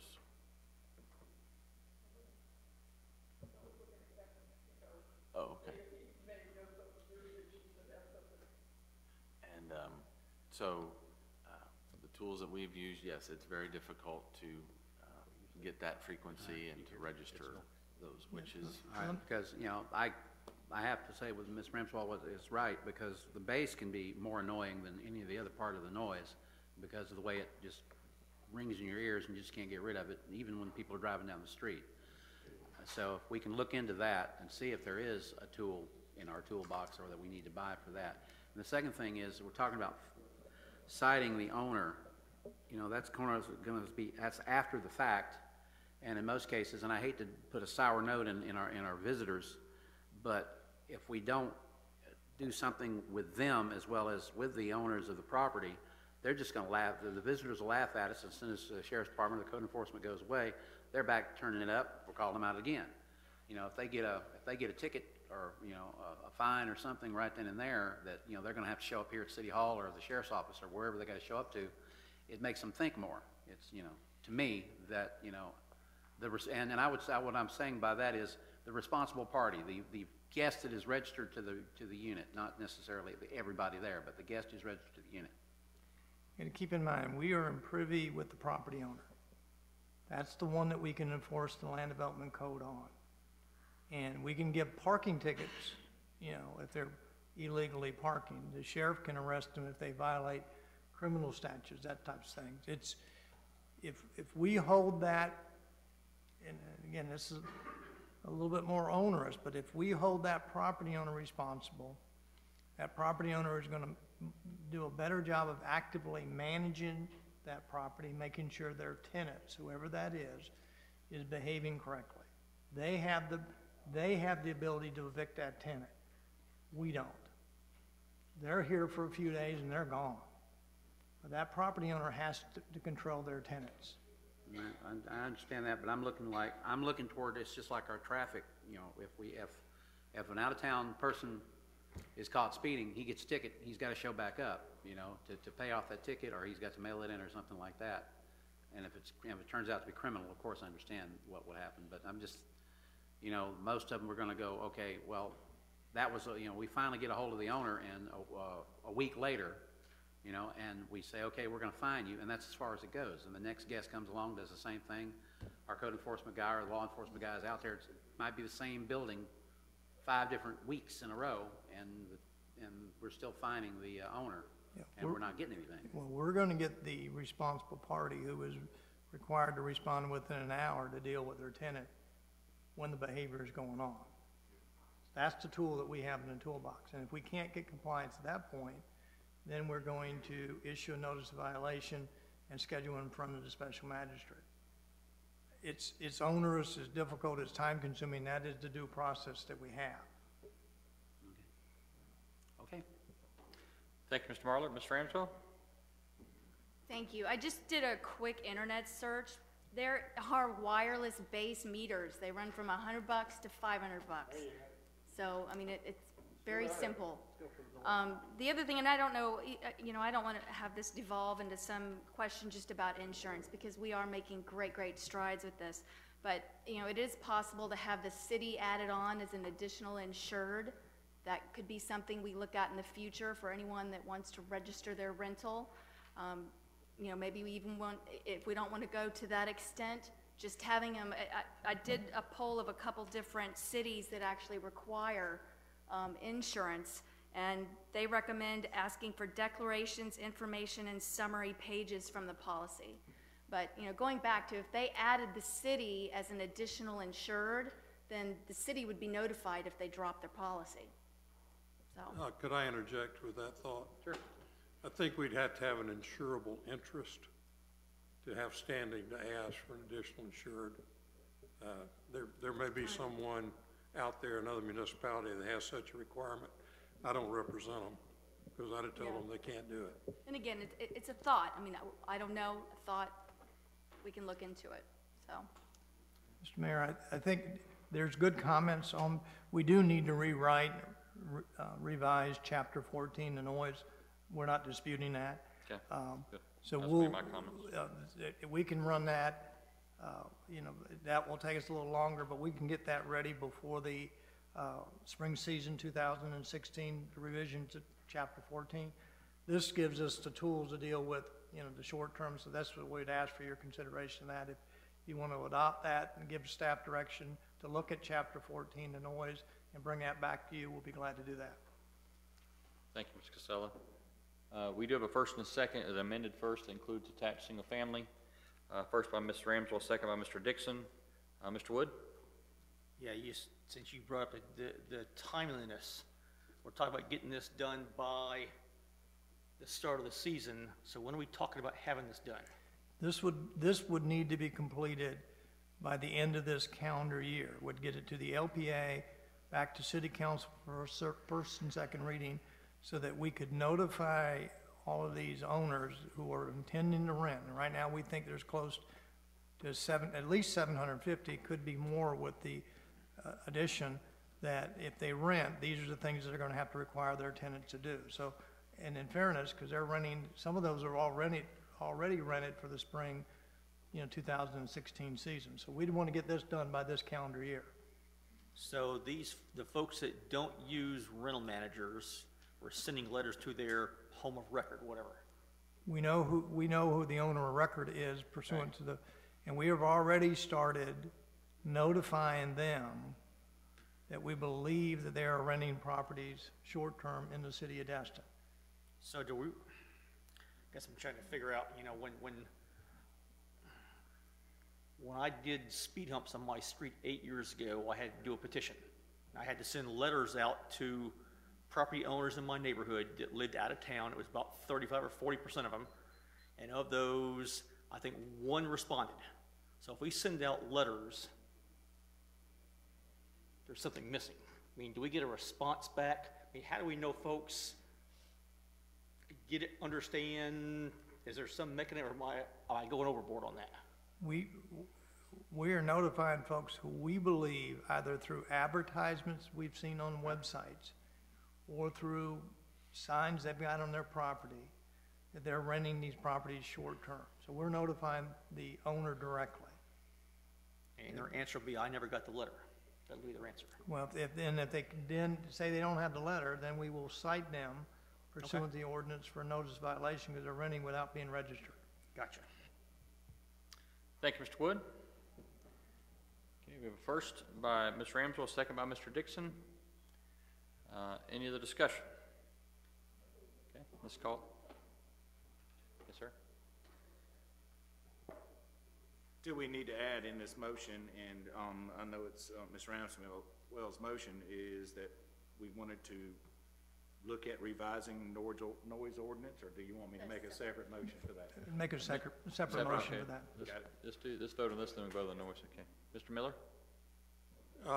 I noticed a variation in this motion from the previous action item. Do you intend it to come back here or to go to the LPA? I would suggest it goes directly to LPA and then it comes back to council. I mean, I think we've gotten direction. You might want to incorporate that in your motion. Ms. Ramswell, would you incorporate that in your motion? Yes. Okay. Mr. Dixon? Shall I attempt to restate it? Okay. Mr. Bailey, you got it? I agree with the second. Okay, yeah, Mr. Bailey's got it, okay. All right, so this first motion, we're in a second, we'll vote on that, and then we'll, Mr. Dixon will issue another motion regarding noise. And Mr. Shelton nailed it, I tell you, when you live out there, it's a different animal. And so, this is a major step forward, obviously not where we ultimately think we'll get, but it's definitely a step in the right direction. So let's call the vote.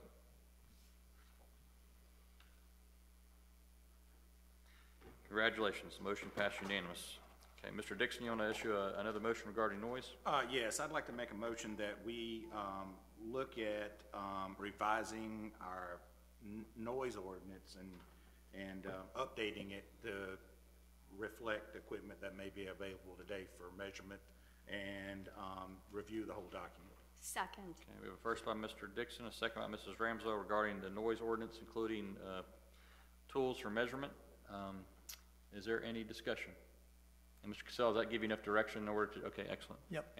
And equip staff, so any discussion? Okay, seeing none, let's call the vote. Motion passed unanimous, 7-0. We are going to take a quick 5-minute break and pick back up on item 33.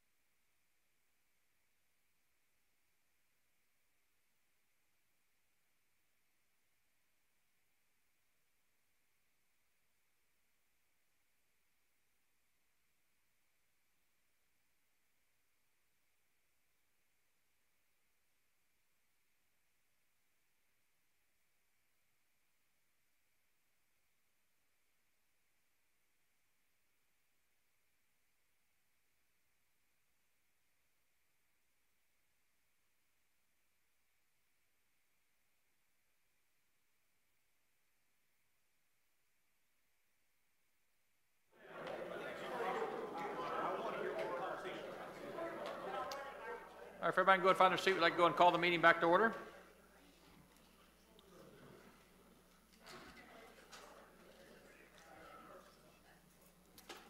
Okay, before we jump into item 33, one quick just testimony that I received just to applaud the city council. Someone mentioned that they got a phone call from a neighbor and had a voice recording just saying that the noise is the elderly lady on Holiday Isle, and so didn't know what to do or how to go about doing it. And so I think what we just empowered the city manager to do will actually help this lady in this case. So that was a quick testimony that already I think will bear fruit, especially on Holiday Isle. I'm sure other places of the city as well. So applaud the city council again on that step.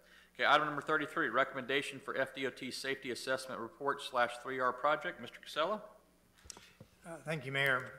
City Council, what you have before you is, if you remember when Mr. Perdue was here, he had asked us as part of the safety assessment report as well as the proposed 3R project, is that if we wanted certain improvements accomplished, that we need to give them those FDOT, those improvements by the October 1st. And this is why this item is being presented to you at this particular piece in time.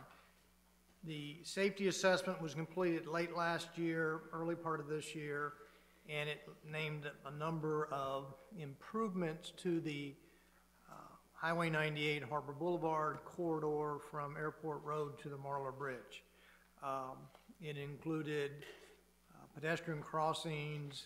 It included, trimming up landscaping, a number of improvements that they believe would enhance pedestrian safety on that corridor.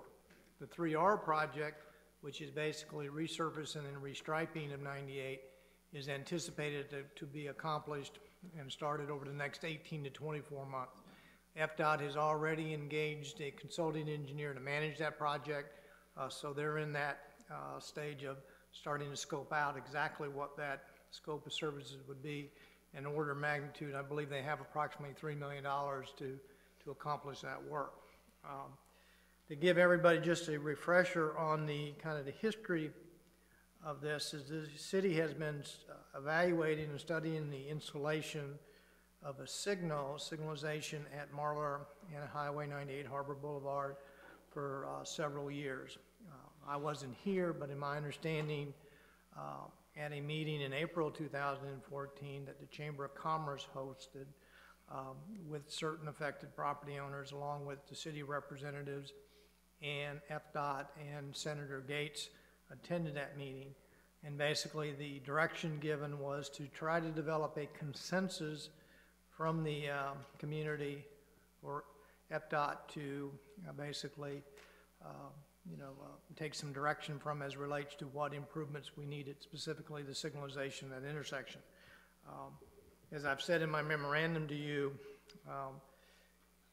I've attempted over the last year to reach a compromise consensus. I think you're going to hear testimony from both sides on this issue as relates to what we need to do specifically on the Harbor Boulevard, not so much the issues out on the eastern side of Highway 98 by Big Kahuna's and Chick-fil-A, but specifically the section in the harbor. So with that, my recommendation to move this issue forward is to do several things. To go ahead and install and request FDOT as part of the safety assessment report to install 5 lighted pedestrian crosswalks pursuant to the map that I've enclosed. And that basically is at 5 locations. One is at AJ's, and there's a crosswalk there already. In addition, one at Heritage Park, the entrance into Heritage Park. In addition, pursuant to recommendation through the safety assessment, is one at Melvin near Beauchamps. And the other 2 on the east side, one would be by Chick-fil-A and the other would be by Big Kahuna's. We would ask FDOT to do that as part of the safety assessment, and we'd ask them to complete those improvements in time for spring break 2016 and pay for that. So that's the first recommendation I would make to you. The second recommendation is to delay the installation, proposed installation of the signalization at Marlar Street and Harbor until the city finalizes his plan to build the parking structure on the Marlar lot. That may be several years, but that would give us a time to, work through those issues. The third item, as part of the 3R project, is to ask FDOT to include enhanced landscaping from Airport Road to the Marlar Bridge as part of the 3R project. Again, that would, if you remember in the Keenan Associates, that is our gateway, that's our calling card, and there's clearly that landscaping in the mediums could use, sprucing up pretty significantly. In addition, as part of that, we know we have bottlenecks and issues associated with the functionality of the Stallman intersection and Harbor Boulevard. And we'd asked FDOT to consider improvements, comprehensively improvements to that intersection to make that flow of traffic much better. Again, part of the 3R project. Last but not least is we would request that FDOT would consider funding the PD&E study, which is the, again, the basis of that would be the Keenan Associates recommendation to improve the corridor on the roundabouts and so forth. That is anywhere from best case 2 to 3, 3 to 4, 4 to 5 year study initiatives that they would, again, comprehensively evaluate planned improvements from Airport Road to Marlar that would improve the mobility of that critical section of Destin. FDOT's in the final stages of 6-laning from Airport Road all the way out to the county line on the east side.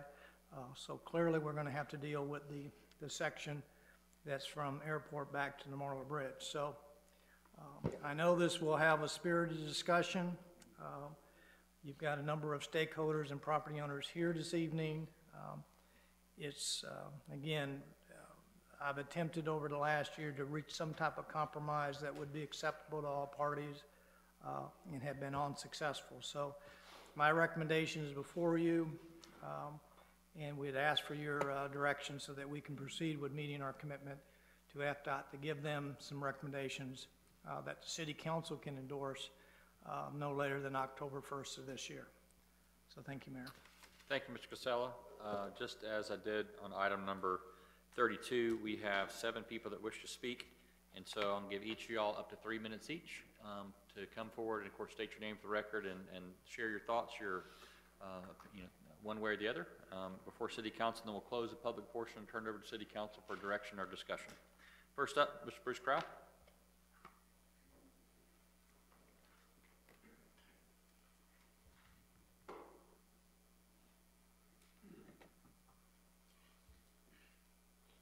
Not sure I wanted to be first.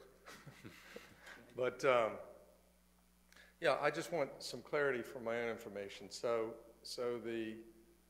there is not going to be a crosswalk where the road, where the parking lot is, the city parking lot is?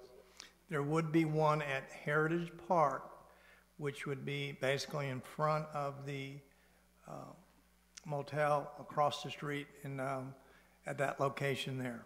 So West. It's location number 2. It'd be to the west of Marlar Street.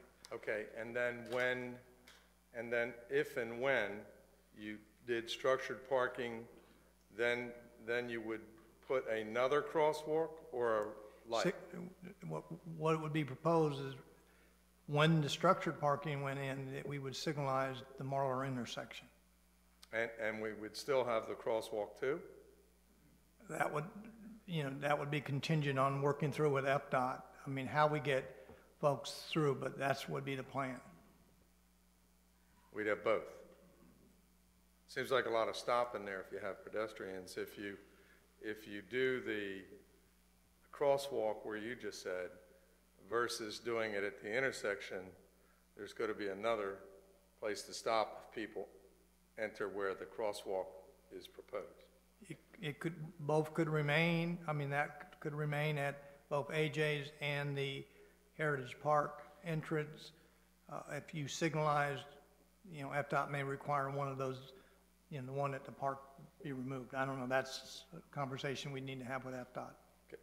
So my opinion is So, you know, the whole parking situation in the Harbor District is busy, as we all know. And right now, when people want to use a city lot, if you're local, you know to perhaps go across the street by the museum, around and in the entrance to the city lot off of Mountain. That works well, if you're local. If you're not local, and say the Emerald Grand lot's full, and AJ's lot's full, and everybody else's lot's full, to go to the city lot, if you go east, when you get to the road there by the city lot, if you kind of have to take a risk and dart across, or talk your way into turning left by going like this to the cars that are coming west. So it would seem to me that right there, you know, that light may be there sooner than you think. You know, if you it may not be all the way, you know, 3 years from now or 5 years from now, whenever it is you put the structured parking in. So I just think that it ought to be at least considered as to, you know, when a light goes in there, if and when, I'm assuming there would be one day when you have structured parking, are those two too close together? Just a thought. Okay. Thank you, Mr. Crowe. Next up, Mr. Hartman. Please state your name for the record. Good evening, George Hartman, 981 Highway 98 East. I'm here to speak on behalf of a new restaurant that we're opening up at Heron Harbor. It's called the Harbor House Destin.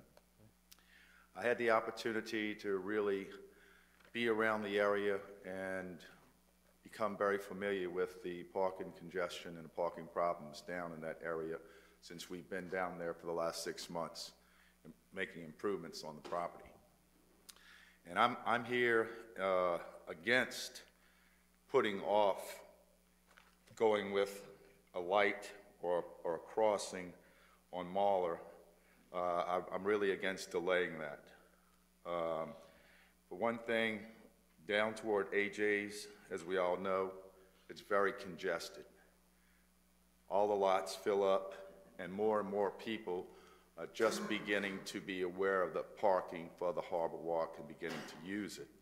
And it's very unsafe for them to be trying to cross the highway right there.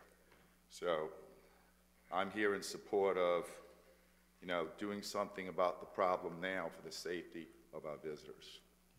Okay. Great, Mr. Hartman. Thank you, sir. Appreciate it. Okay, next up, Mr. McDonald, Captain McDonald.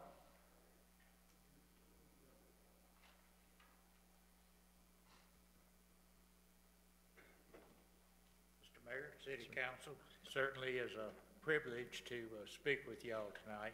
I've been a lifelong resident here, and it's the first opportunity that I've had to speak to you. But what I'm going to ask you to do tonight is to do the right thing. That's really what this is all about.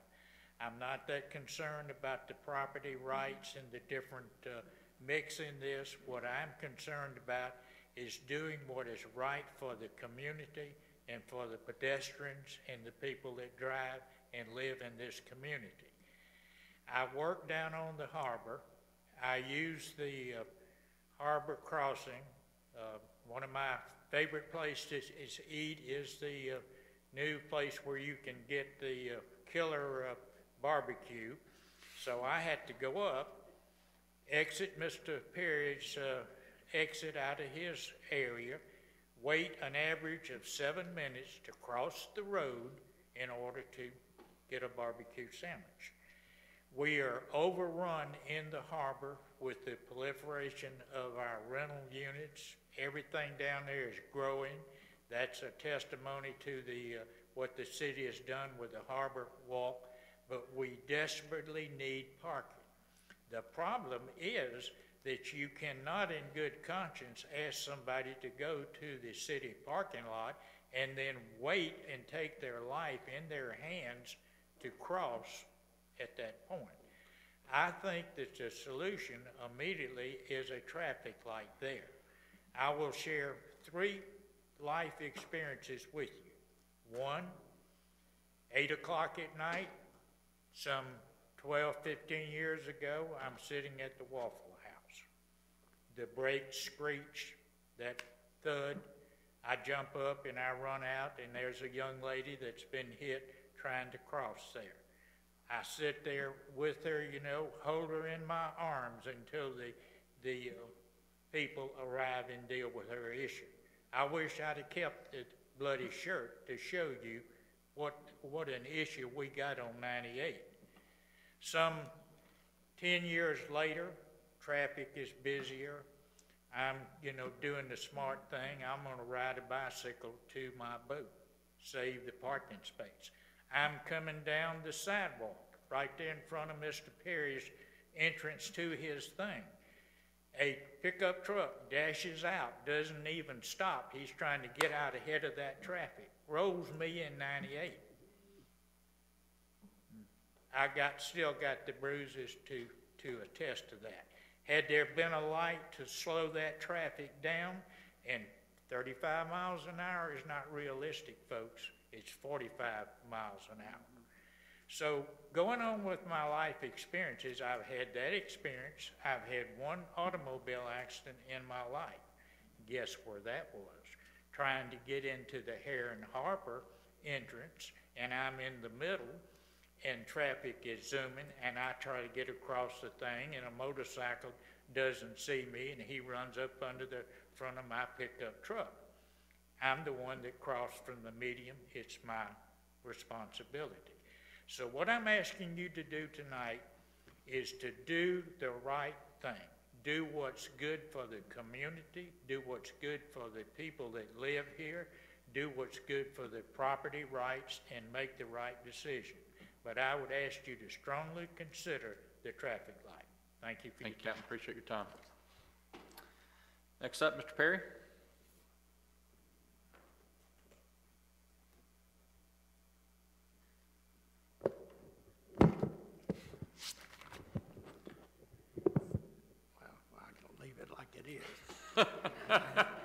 I'm Claude Perry, 732 Harbor Boulevard. I think they pretty well covered everything I wanted to cover. Just a couple of observations. One thing that I did not really comprehend, I attended all the Canaan meetings, the Envision meetings, but I was watching Channel 6, and I caught Mr. Casella and Mr. Galanda being interviewed on Channel 6. And they pointed out that one of the main things we need to do is calm the traffic, calming and making the Harbor District walkable. They call it walkability. I think it's important for y'all to understand, and I did not understand this till it hit me when I was watching Mr. Casella explain it on TV. These crosswalks are activated by a pedestrian who is trying to cross over, either going south across 98 or going north across 98. And unless they are activated, they stay green the whole time, these signalized crosswalks. That's what we're talking about. Mr. Casella has recommended 5 crosswalks. Originally, the state said 4, and he's added the park, the Heritage Park. But if that traffic light, if that signal is not activated, it stays green. So calming the traffic is not going to help the walkability of our Harbor District. And so I point that out because I think he did a great job pointing that out. I did not realize that, even though I attended every single Envision meeting. So keep that in mind. This is all about the safety of our citizens and the safety of our visitors. We spend millions and millions of dollars advertising Destin, promoting Destin. You've voted tonight already to participate financially with keeping the beaches safe. You are supporting the county in their effort to put what do you call it? A walkway through the Safety corridor. A corridor, a safety corridor at Crab Island. You have always been safety conscious. Y'all done a great job, and having listened to the struggle with this temporary rental, I recognize y'all's talent. I recognize y'all's effort.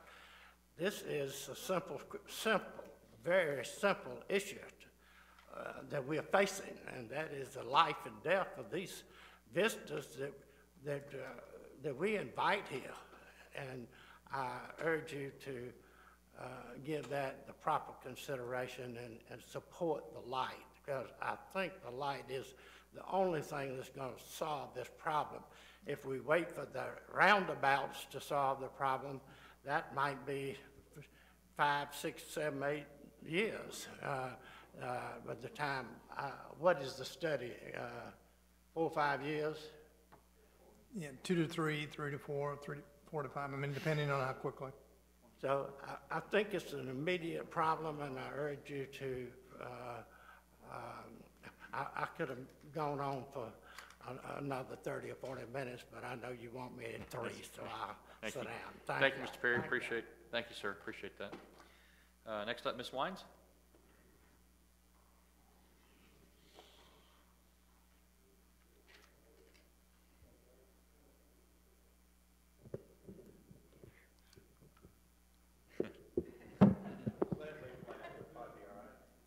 We'll see if you can hear me.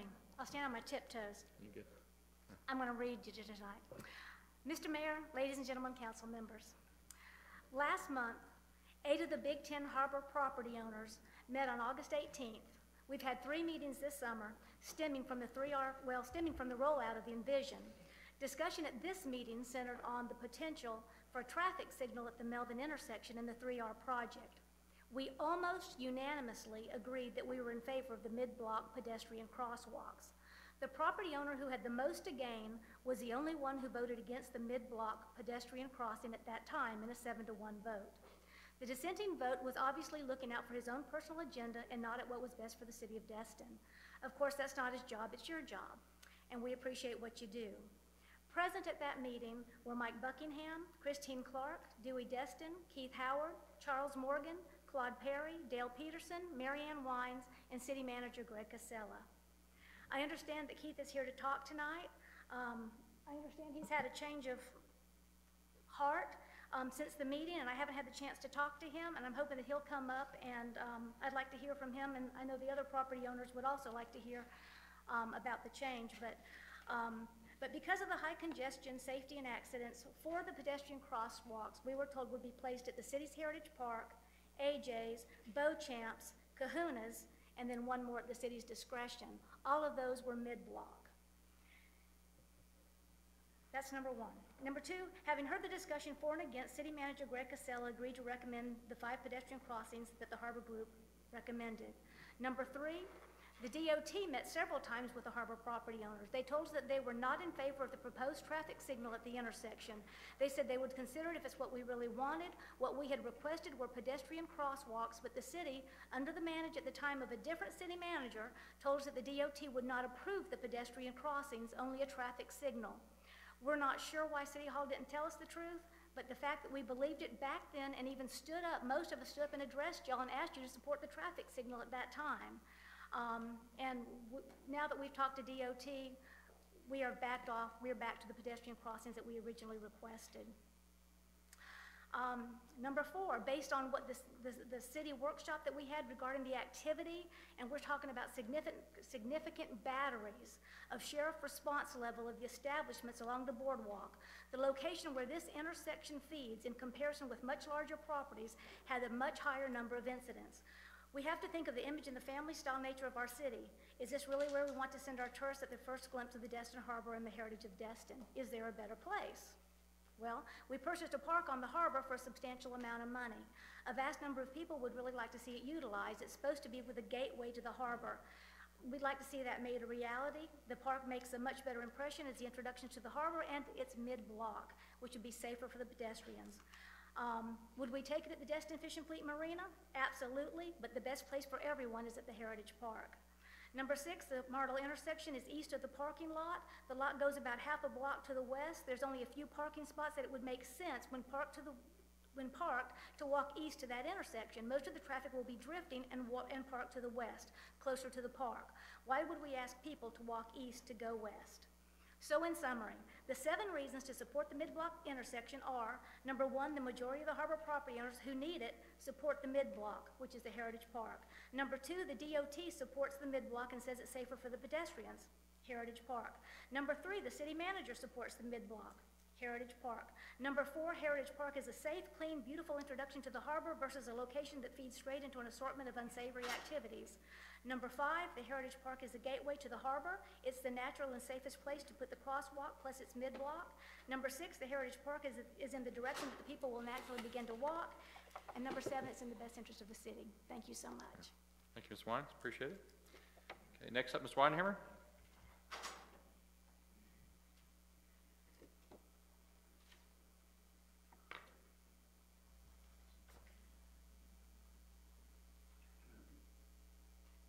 Thank you, Mayor and council members. I'm representing the Public Works, Public Safety Committee tonight, and the title is Public Safety. We have discussed this issue over at least 2, maybe 3 years, many months at a time. We've changed our position different times depending on what we feel is safest for pedestrian crossing, keeping in mind that we're educating a new group of people during the summer just about every week. They do understand traffic signals and they do understand parking lots. So we voted 2 different times, and it was unanimous both times that we would support a traffic signal at the intersection of Marler and 98. We had speakers, property owners, for and against, came and spoke to us. We had DOT speak to us at one time, and the issue did come up about the midway crossing and possibly a traffic light. They didn't think that was too much of an issue at the time because it is signalized by pedestrians when they're crossing. But we do feel that when people come to special events on the harbor, they're coming for more than going through the gateway of Destin. They're coming to the events on the harbor.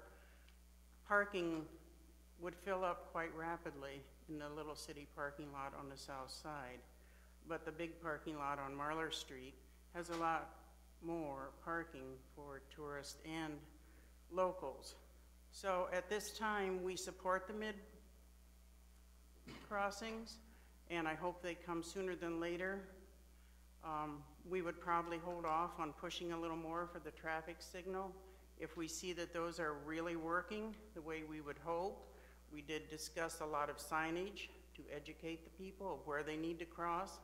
And we also wanted, the first thing to happen is to put in the medium bushes that are tall, thorny, something that keeps the pedestrians from going through, and we want them very dense. We don't want the pedestrians to be able to cross where they're not supposed to, so it might educate them as to where to cross. Thank you. Thanks, Mr. Weidenhammer, appreciate it.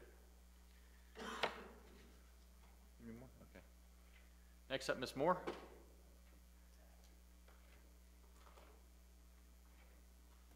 It's all 33.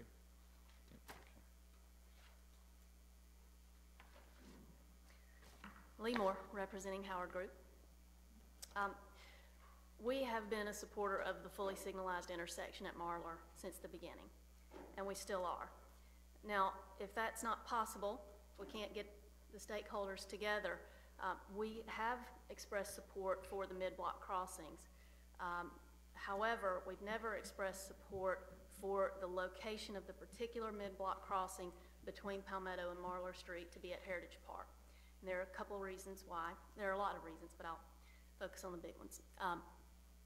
We feel that, as people have said already, safety is the most important factor here. The signalized intersection would speak to the safety of the vehicular traffic as well as the pedestrian traffic. But again, in the spirit of compromise, the mid-block crossings, being at Marlar, we feel that people who park at the city lot, which understandably that's what we've been pushing toward because we've got a multi-million-dollar parking lot that no one's using and a huge parking problem in the harbor, that if people indeed do park there, if they will naturally want to cross at the parking lot. We try to design to what people do naturally because it is very difficult to change human nature. And so we think that having the mid-block crossing closer to Marlar makes more sense. And having it in front of the parking lot, our understanding from DOT is that that could work with their minimum requirements of the placement of these types of mid-block crossings. And we also feel that over time, this might encourage or would encourage people to try to park near the crossing. That's, again, human nature. So it would encourage people to park in private property owners' parking lots if we have it down toward the west like that. And that just seems to add to a problem that we already have in this area. So for those reasons, we feel that if we have to go to the mid-blocks or the mid-block in this area versus the lighted intersection, that it should be much closer and in front of the park. There's already a transit stop there, and it's good to have these things as close as possible to transit stops. And so that's our position there. And our understanding with this anyway is that DOT is going to have to approve and engineer it. Since it wasn't the part of the safety assessment report, this particular one was not. And so I don't think they've weighed in. That's our understanding. So that's our position. Hope that clears it up. Okay. Thank you, Ms. Moore. Appreciate that. Sure. Where did you say the transit stop was located? It's built right in front of the parking lot. Of the lot. Yeah, Okay. it's a pull-in. There's no shelter or anything, I don't believe, but there's a pull-in. Okay, Right I just in want to front of the make sure I parking was in line. Great. Thank you, Ms. Moore. Next up, Mr. Gear, is that right? Geyer? I'm sorry about that, Mr. Geyer. Mr. Geyer? Good evening, guys. I'm Joel Geyer. I'm representing Harbor House Destin. I'm not a lifetime resident of the city, unfortunately, but I have been here long enough to have seen a few things. I have noticed that at the places that the parties that I'm representing have mentioned for the lighted intersection and the crosswalks, they would be a very, very good idea to put the intersections and crosswalks there because during the peak hours of travel, which is during the 100 days of summer and during rush hour, during morning and noon travels, the traffic actually backs up to that point and normally comes to a dead stop. There's a lot of times when I'm crossing the intersection that I'm able to cross because the traffic's at a standstill and they leave a gap. Because the traffic's already stopped, I don't see that it would hurt to actually put a traffic light there where pedestrians can feel safer about crossing. Because there's so many people that are texting and driving, they're eating and driving, they're doing a lot of other things behind the wheel. And there's no price tag we can put on a life as opposed to a vehicle. And that's just a point I wanted to bring up because I think it was overlooked. Thank you. Okay. Thank you, sir. Appreciate it. Okay, Mr. Buckingham?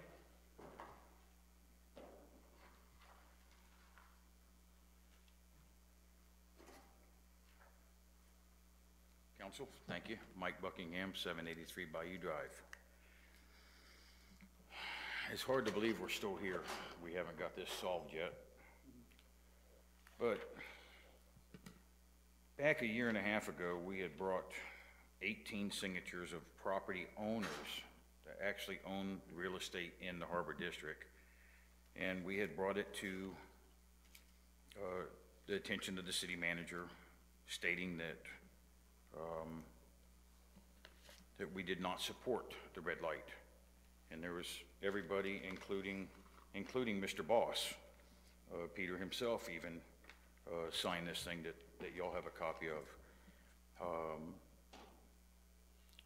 DOT is mentioned numerous times, and Philip Gaynor is the head guy, which gave me permission to use his name, multiple times has said that they are not in favor of the traffic light, that we don't like to mix traffic with pedestrians.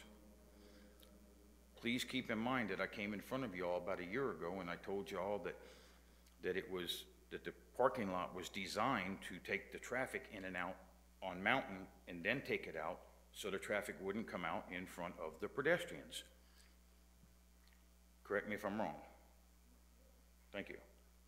So here we have been fighting back and forth over a traffic light that you're going to have people that have been drinking, not everybody, but there's going to be people that's had a few drinks, and you're going to ask them to come out onto Harbor Boulevard and tangle with pedestrians. DOT said, no, that's not what we want. What we want is mid-block. And if you look at the study that DOT did propose, it does show a mid-block crossing, and this is back in 2014, mid-block, not at the intersection. This is DOT's paperwork. This isn't mine. You don't mix vehicles with pedestrians. You just don't do it. The other four that are being proposed tonight are all mid-block also. So if they're mid-block, why are we even questioning trying to put pedestrians in an intersection? The main thing is I've heard multiple times tonight that we need to do the right thing. Well, the right thing is to put the pedestrians the safest, quickest way to the harbor. The citizens have paid for the park and for the parking lot.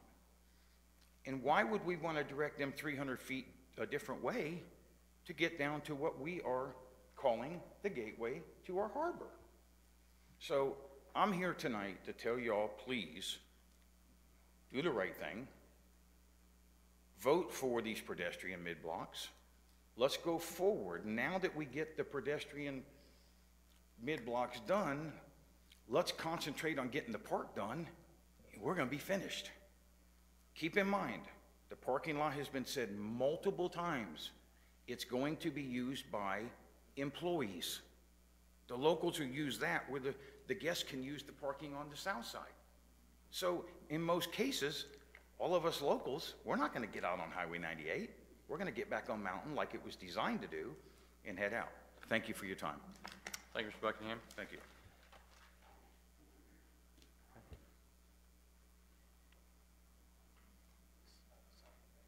Yeah, so this will be, I think we're, okay, Ms. Merkler? Mayor, Council, my name is Kimberly Mergler, and I live at 3598 Waverly Circle here in Destin. And I'm representing my father, Claude Perry. And it seems like to me that this decision has already been made not to have the light, and I understand that. But I'm asking for, at a very minimum, for us to do the right thing and have at least a lighted pedestrian cross at the natural corridor of the Marlow Street parking lot. For the record, my family, my father, Claude Perry, cares about safety.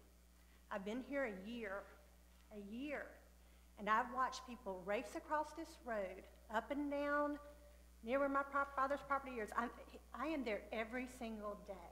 I almost ran into, in my car, someone on a rollerblading across the road.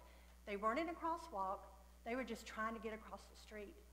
If you spend any time down there, you see that people are just going to take the quickest route, and that doesn't necessarily mean them taking spaces or taking steps 300 feet this way or 300 feet to the south or to the east. And I'm asking for a compromise, not for my family, but for the tourists who park in that parking lot. I understand that there are a lot of employees that park there, but we put up signs. People don't really know about the parking lot, people that are tourists. We put up signs on my father's property to help people understand that there was free parking, and that filled up every time we put those signs out. every single time. And those were tourists. Those weren't employees. Those are people that were coming to town to come to see, go down to Harbor Walk or go to Keith Howard's property or wherever they were going. And so I understand you don't want the light. I understand that's not what you need to have right now. But I'm asking, and this was actually suggested by another harbor owner at one of the meetings that was held amongst all the property owners. This was not my idea. This was someone else's. And I'm just asking for what I think, I agree with Mike Buckingham. We need to do the right thing. And that's to help everybody get across. It's not just about the west. It's not just about the east. You've invited people to park in that parking lot, and you need to help them have a safe way to get across immediately. In my opinion, that's what I think, because I see it every single day. Thank you for your time. Thank you, Ms. Mergler. Okay, we're going to close the public portion for discussion. Thank you, everyone who made comments. As Mr. Casella said, there's passion on both sides of that argument. And so thank you so much, City Council. You're now tasked with making the call from this point forward. So give me just 1 second, get my screen back. Okay. With that, let me turn over to council discussion direction. We've got a lot of input, City Council. Not everybody be first. First up, Ms. Ramswell. Thank you, Mayor. I'm speechless for a change. I think one of the resounding things we're all hearing is the importance of safety and the importance of trying to find the natural point and the logical point. And for me, the logical point is where our parking lot is, that west side. I think it was Ms. Moore that pointed out that's where the transit stop is. Why would we want to try to go anywhere except where the parking lot is and where the transit stop is? That makes sense to me. People are going to cross there. That's where they're parking. They're going to get across. They're going to go west. They're going to go east. To me, that just makes sense. So I'm on board with not having it further down right where the entrance to the park is. Because number one, when you look at that location, number one, there's really nothing around it for anybody to park at unless they're going to illegally park in the hotel or downtown. It seems counterintuitive. Secondly, if we're using the lot at Marlar and they're trying to walk down west on that north side of 98, where is the really nice sidewalk, a nice wide sidewalk that's conducive to actually walking that direction? It doesn't seem to make sense to me. And so I'm in favor of having it on the west side of that lot, going across at that point. And that's pretty much all I have to say right now. I had another thought and it's escaped me at this point, but that's my thought right now. Thank you, Ms. Ramswell. Next up, Ms. Trammell. Thank you, Mayor. One thing I did not see in this recommendation I'm going to request is we already have a signalized intersection at Benning. I'd like to add lights coming from the south going north. We now have businesses there that are using that just about 24 hours a day, not literally. But there's no way to get out right at that intersection and take a left or a right or whatever, and we already have a signalized intersection, so if we can add one stoplight for those people to have ingress and egress abilities, I think we can fit that in for what location? Benning Drive already has a stoplight. And then there's I don't know what the name of those businesses are. It's a kayak place there. It's a kayak place, it's whatever. It's a business we already have a stoplight there. Why don't we give them an access to 98? They don't have a light. They don't have a time to go. And the other thing I'm going to request tonight, I'll make the motion here. The signalized pedestrian crossings. I don't know if you've been thinking about this or not, but every time a pedestrian pushes a signal, if traffic all comes to a stop, guess what? Traffic's not moving, period.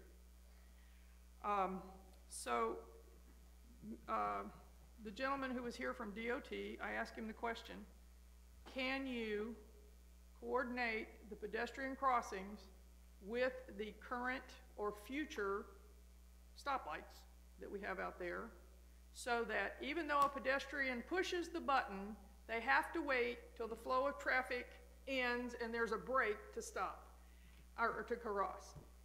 To me, it's safer, and number two, it's still keeping the flow of traffic going through Highway 98 there without constant interruption from wherever they're parking. It's got to be a compromise for both, the traffic and the pedestrian. So I'm going to make the recommended motion tonight. I move the city manager write a letter to FDOT requesting the above stated recommendations to include an additional light at Benning, and all we're looking at is a light because we already got the pole there, we just need a light. And that the signalized pedestrian crossings be coordinated with current and future signalized stoplights. Thank you, Ms. Trammell. We have a first. Is there a second? Okay. Motion dies for no second. Next up, Mr. Dixon. Man, this is a tough one. Let me just say that I think what we're arguing over here is property and where the people are going to come to. We've used safety and all analogies of it, but truly there's nothing unsafe about people walking down 150 feet to cross the road. I really don't see a big deal about that. We've paid, I don't know how many millions of dollars for this park that we've got. I think that is going to be a gateway to the harbor, and I feel like it's best practice if we can get the largest amount of people to go across there to see what we're going to create, and I think it's fair for everybody, personally. So I am for what is being recommended. Okay, are you making a motion, the normal motion? I will wait She made and the let motion other with an people, amendment, okay. I will wait and let other people comment. Okay. Thank you, Mr. Dixon. Okay. Next up, Mr. Marler. All right, a couple of things. First of all, it doesn't matter how many crosswalks and everything, people are going to do exactly what somebody else said. They're going to go where they can, and I would plant holly or yuccas in the middle of the road. That would solve the problem there. But here's a couple of things. One, I'd like to find out where my last year or even I think the year before, I asked about FDOT changing the speed limit to 25, and I never heard anything back on that from the bridge to Benning. That would, you know, because if it's 35, as I've been told, they'll go 45. If you make it 25, they'll go 35. At least we hope. They won't go over the speed limit. But I'd like to find out where that's at. Now, you don't have to answer me now, or you can answer me now, or you can answer me later. But they said no. They said no, okay. It's amazing they can say no to Destin, but Fort Walton Beach has had it that way for umpteen years, and they just did the same thing with the crosswalks right there, and it seems to work. So I'll get back to that. The light at Marler, if you look at it from one point of view, the biggest thing I see is possibly we don't need a light as much as we need to make Marler one way in that section. We have the city parking lot, which takes up the whole west side. You only have like 2 businesses, I believe, that's on the north side, on the east side, and they would benefit if you made that a northbound only, and then put the signage to come back to Palmetto to get back on the highway from the parking lot, which is, again, what we originally planned was for people to come off down Mountain and go to Palmetto or go all the way to Stallman, which you could also do the same thing and make Palmetto a one-way opposite direction. But I think that might be you know, I'm supportive of I kind of feel like the crosswalks are the right idea, except, I mean, we talk about the one at AJ's. It's only on one side, if you look at it carefully. You don't have the flashing light on the second side, and they're still taking their chances because it's not signalized. And as I recall, it was put there because of a tragic accident with a pedestrian in the middle of the middle of the night, got hit by a vehicle, and that's what caused that to be. And I don't remember if Alan Laird paid for it or if we paid for it, but I think he put some money toward it. But I think the better solution, again, would be if we were to look at making Marler northbound only and not allow, you know, part of the traffic problem is trying to get from the north to the south, or to the north-south to go to the east lane. If we made that, you know, again, one way, and then force people to go through Palmetto, down to Palmetto, or all the way to Stallman by making Palmetto the same way with the opposite direction of coming south only and not crossing there. I mean, we have the power to do that. We can do that with the streets where we can't do that with Highway 98. Because what I see is the issue being how to get the pedestrian across the street. You've got businesses on both sides of Highway 98. You've got you've got people that want people to come to their business. You've got people that want to come to their, not come to their business. But the whole point is we want to get everybody to the south side of 98. That's where it's at. Now, that being said, how do we get the tourists to park? Somebody said the employees, and that might happen, but we also want the tourists to park on the Marlar parking lot. How are we going to get them to do that? They're not going to do it unless we give them I guess a forcible way to do it, in a sense, without it being said it's forced. If we say you have to park in this parking lot, you have to go this way to park, or anything like that. I don't know where I'm going with this, but I can try.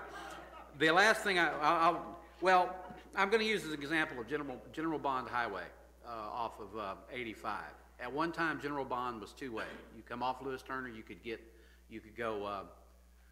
go to 85. Now it's you get off of 85 and go to Lewis Turner, and that's it. It's one way, and that seems to have worked for years now since they did that.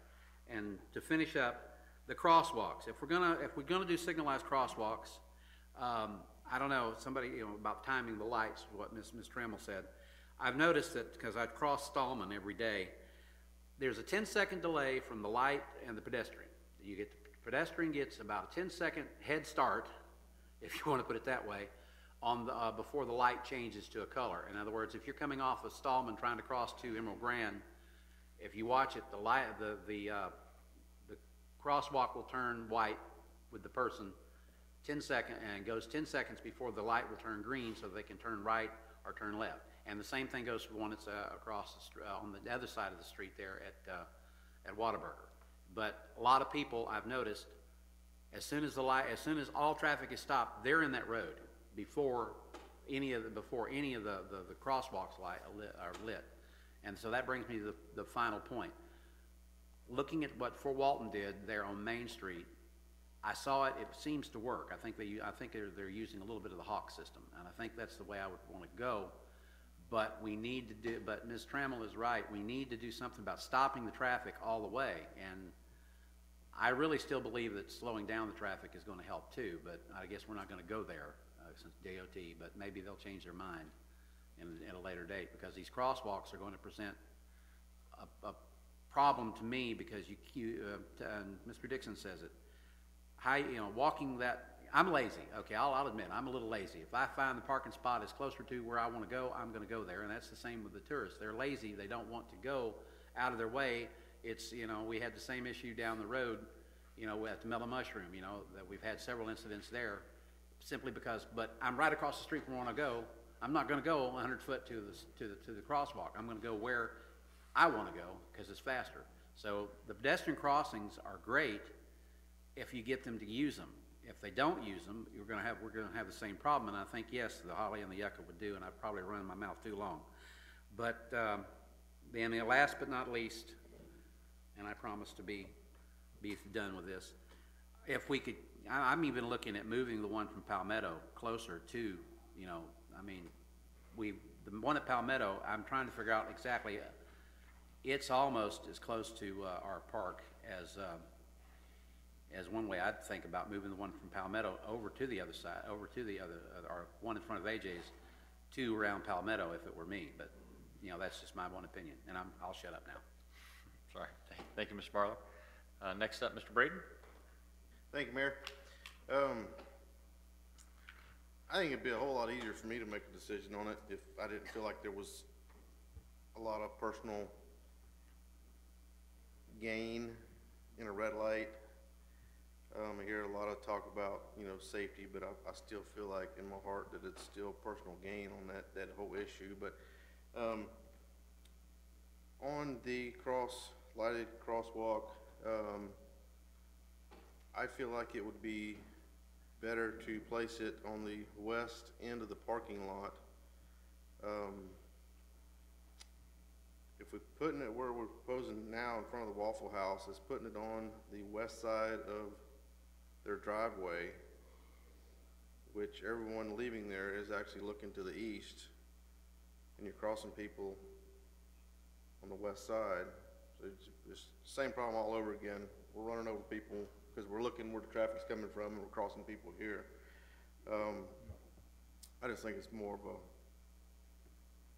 realistic place to put it.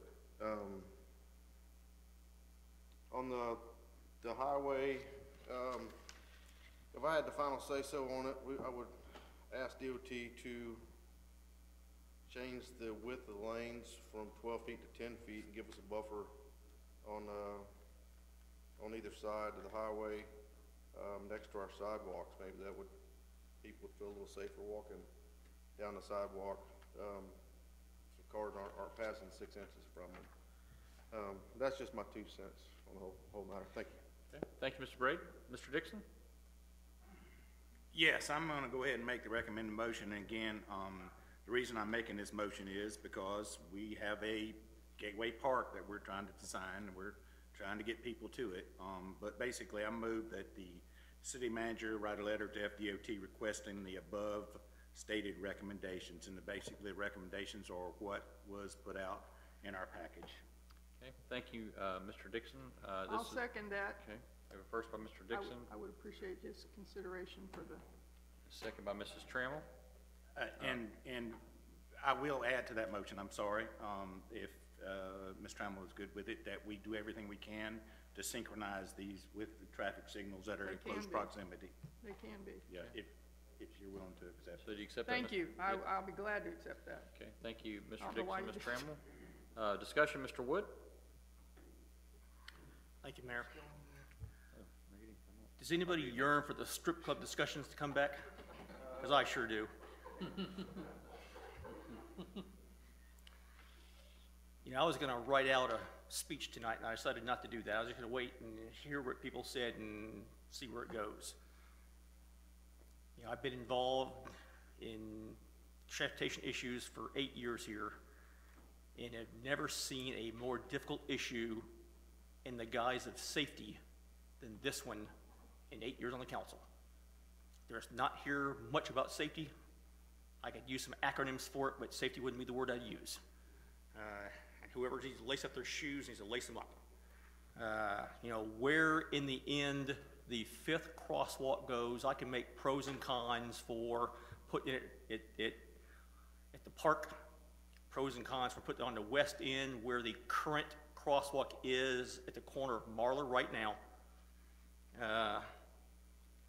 You know, I've heard if you study crosswalks, it's clear by numbers that a mid-block crossing has less pedestrian vehicle conflict points than an intersection pedestrian crossing does, because you don't deal with the left and right turns and the U-turns and all that stuff going on.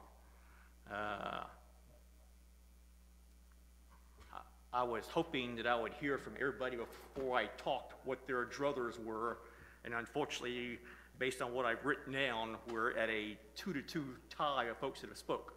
So I don't know where the council is leaning at right now. I was hoping to look and break that, if there was a tie, to break that one direction so we could get a vote and get it done.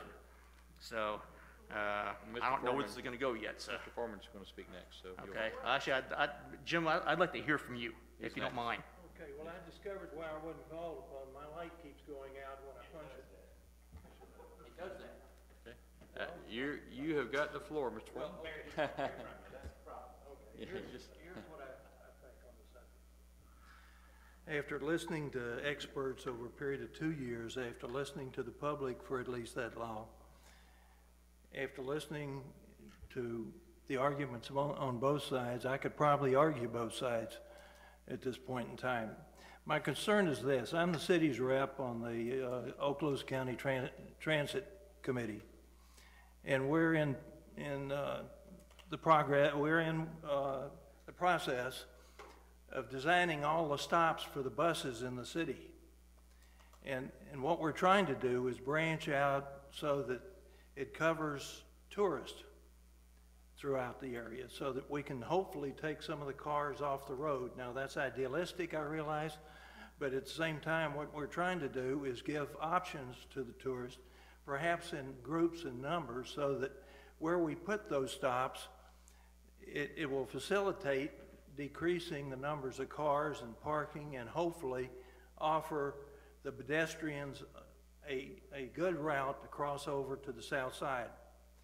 Now, we know that we have one stop that's currently already in place, and that's at the parking lot. that was put in there at the time we designed it, and that's where we are about to put up, you know, one of those sheds up that has all the information on it about how to go. So what I'm wrestling with now, having listed, I understand the mid-block type crossings is explained to me, and it makes a lot of sense to do that. And it seems like it would offer an opportunity for the tourists to go to even locations to cross over. At the same time, I see a lot of value in having something, either a crossing or something, at the edge of the parking lot. Now, the parking lot, as it was designed so that cars wanting to park there go up to the north side of it on Mountain Drive and come in and park, which means that they have to have a turning location off of 98 if they come up on 98. And so there's problems with having to direct traffic off of, as Mr. Marlar's indicated, to get them to the appropriate entrance to the parking lot.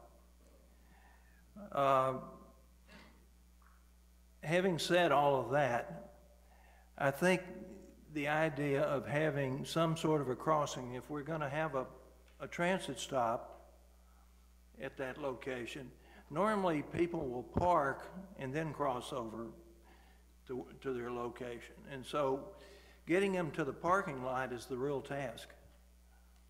Getting them inside that parking lot, and then you can sort of direct them to the appropriate crossing. So I will support either way. I'll support the mid location if that's the case, if that's what it turns out to be. But I have a lot of heartburn over not having something at that parking lot. And that's all I've got to say. Thank you, Mr. Foreman. Mr. Marlar? Okay, now I got the right thoughts in my brain. Two things. One, the pedestrian crossings with lights, will they have yellow or red flashing lights? That's. I know that sounds crazy, but there is a there will be full signals. All right, There will be full signal. green, yellow, Full signal. red, and just to clear this up, they will be synchronized. There's no if. What They will be synchronized with the traffic signals. All right, and They absolutely will be. What's that timing right now? Pardon? It's about 3 or 4 minutes per Okay. cycle. All right, and lastly, since now we were talking about the 25 mile an hour speed limit, that was last year or so before we decided to put the pedestrian crossings in, so I'd like to go back and have FDOT revisit that. If we're gonna put those crossings in, maybe that will give us a reason to be able to use the 25 mile an hour limit from the bridge to Benning. And I think that's appropriate. What DOT indicates is that traffic moves at the speed they feel safe, no matter what is posted. So if you put 25 miles an hour out there, you're gonna have a whole lot of tickets of people going 45 miles an hour. Yeah, okay, well, I'm just looking at, I think that would also give the reaction time when those signals go.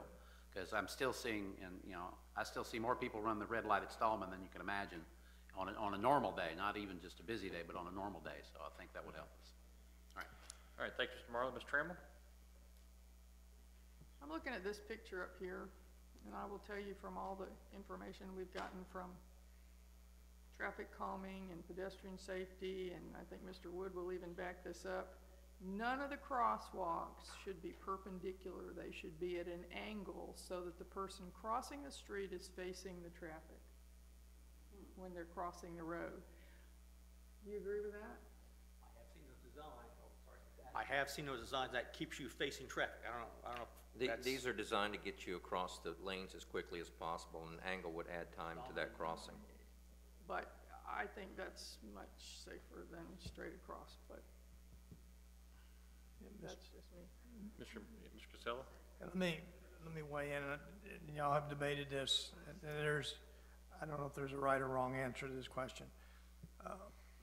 Part of my consideration on making the recommendation is I believe, and I may be completely wrong about this, is that this recommendation would be supported by FDOT as well as both Representative Gates and Senator Gates. Again, I may be wrong, but again, I was not in attendance at the April 2014 meeting, but it was clear that they're looking for a consensus.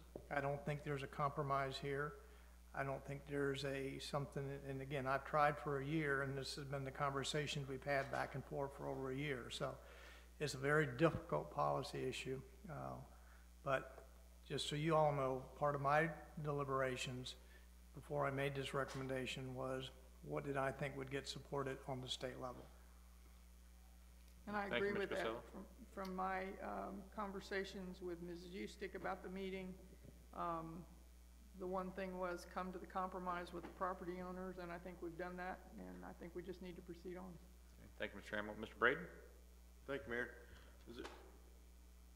So what Mr. Casella just said, that crosswalk number 2,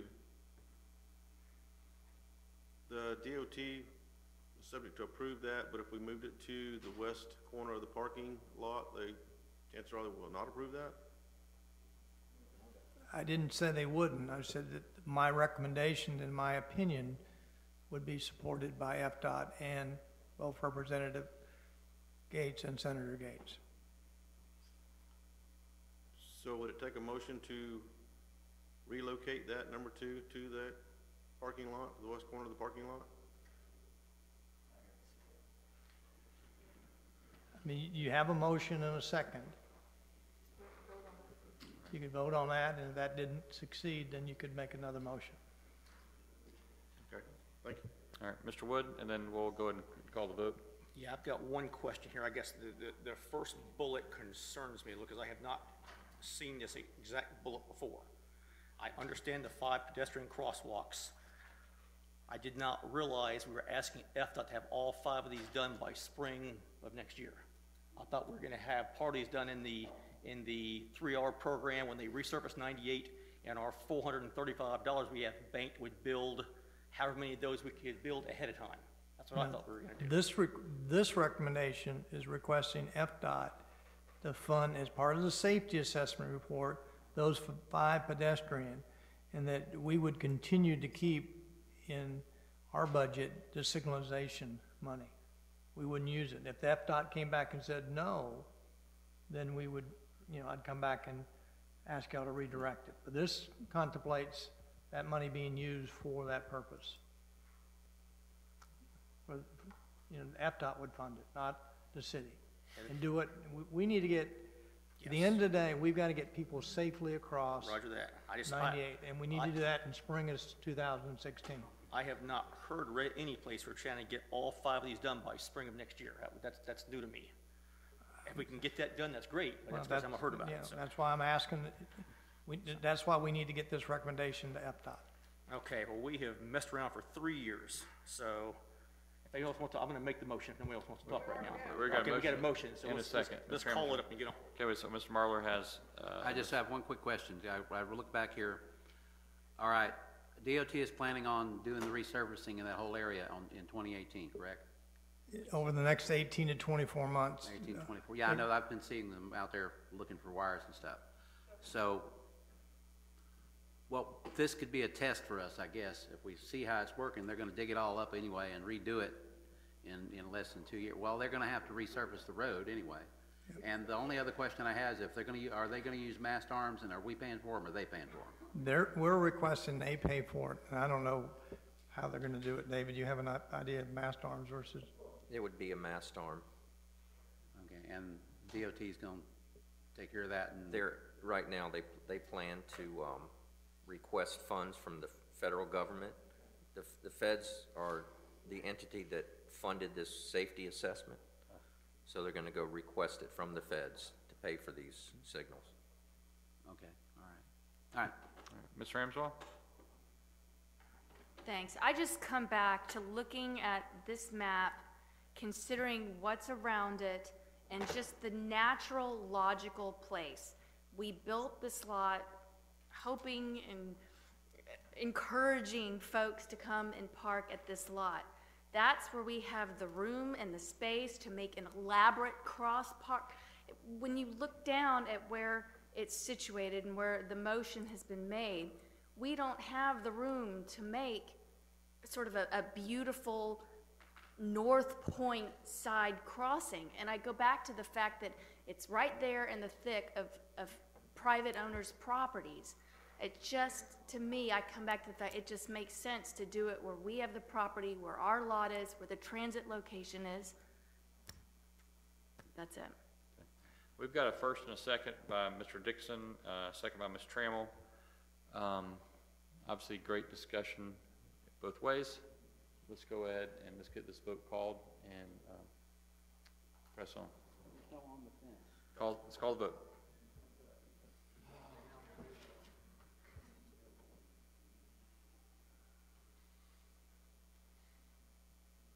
Motion passes 6-1. Mayor, Mr. Braden? can I now make that motion to relocate that crosswalk number 2 to the west? We just I voted. mean, that's what I was just asking a minute ago, and I was told, no, you need to wait till it's passed. Wait, I'm sorry? I'm trying to get people from. No, I was We just asking, voted. could we make a motion? Do we need to make a motion You're welcome to make a move motion, but it that? was already voted on and passed. You can make the motion and see if it gets a second. But the problem is, what we just voted on has it across from the Heritage Park. And so, I mean, at that point, you could have obviously voted no or issued a substitute of some kind. Let me weigh in, because I may have confused Mr. Braden, and I apologize. I believe that the motion failed, and you would then make the motion to redirect the light. Oh, I see. I'll I see ask what you're Mr. saying. Miller, procedural wise, That's how I understood your instruction. I think you were consistent there. If there is a desire to reconsider the vote that you just took, then it would be a motion to reconsider, and you'd see if you have a second for that. That's how you would reopen the issue. what you can do since you were on the prevailing side. Yeah. If you'd voted no, you could not made a motion to reconsider. But since you were on the prevailing side, you could ask it to be reconsidered. So you can issue a motion to reconsider, Mr. Braden, if you'd like, and then if there's a second, then we'll open it back up and discuss where placement 2 goes. Yeah, I'd like to make the motion to reconsider. Yeah? Open it Is back there a up. second? Mr. Foreman has a second on that. Okay? Discussion? So that basically this, Mr. Miller, if this motion passes, then it's just rediscussion of placement number 2. Reopens. The whole thing. If this passes, your motion that was adopted is back before you. Okay. All right, so we have a motion to reconsider by Mr. Braden, a second by Mr. Foreman. Is there a discussion? Does that mean that a new motion needs to be made by someone? No, this is just a So the motion to reconsider needs to be done prior to? Right, Okay. this will be either pass or fail, and if it passes, then basically the vote we just voted on is back on the table. If it fails, then the motion we just passed is done. Okay?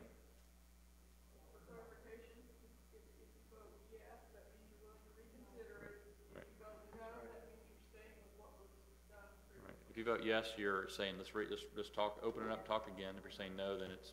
I just want to reconsider because I was under the impression that I could make the motion to see if we couldn't move that number 2 back to the parking lot. That's the only reason I want to The open it back foundation up. is just to open it back up, and then we can discuss it. Mr. Foreman? I have to think that That's okay. I have to think that if we get this through the way the city manager has described it, at some point in time, we might have the opportunity to make some amendment to it at a later date, and we could come in and say, we want to modify the location at that point in time. I think once you submit it to FDOT, you'll get their feedback, Yes. and you'll be able to, if there's any tweaks or changes, you'll be able to do it.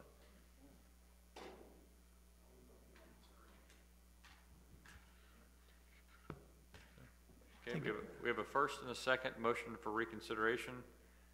First by Mr. Braden, second by Mr. Foreman. Let's go and call that vote.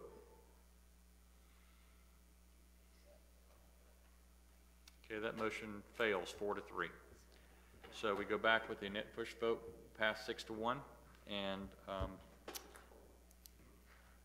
that's it.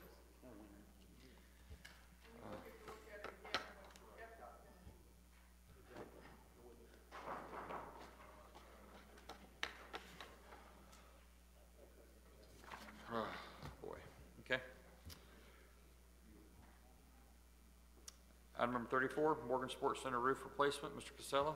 Yeah, Mr. Mayor, what we have before you is I think we'd given you a verbal report, maybe an email, that the trusses and the roof on the Morgan Sports Center had gotten an infestation of beetles and needed to be completely replaced.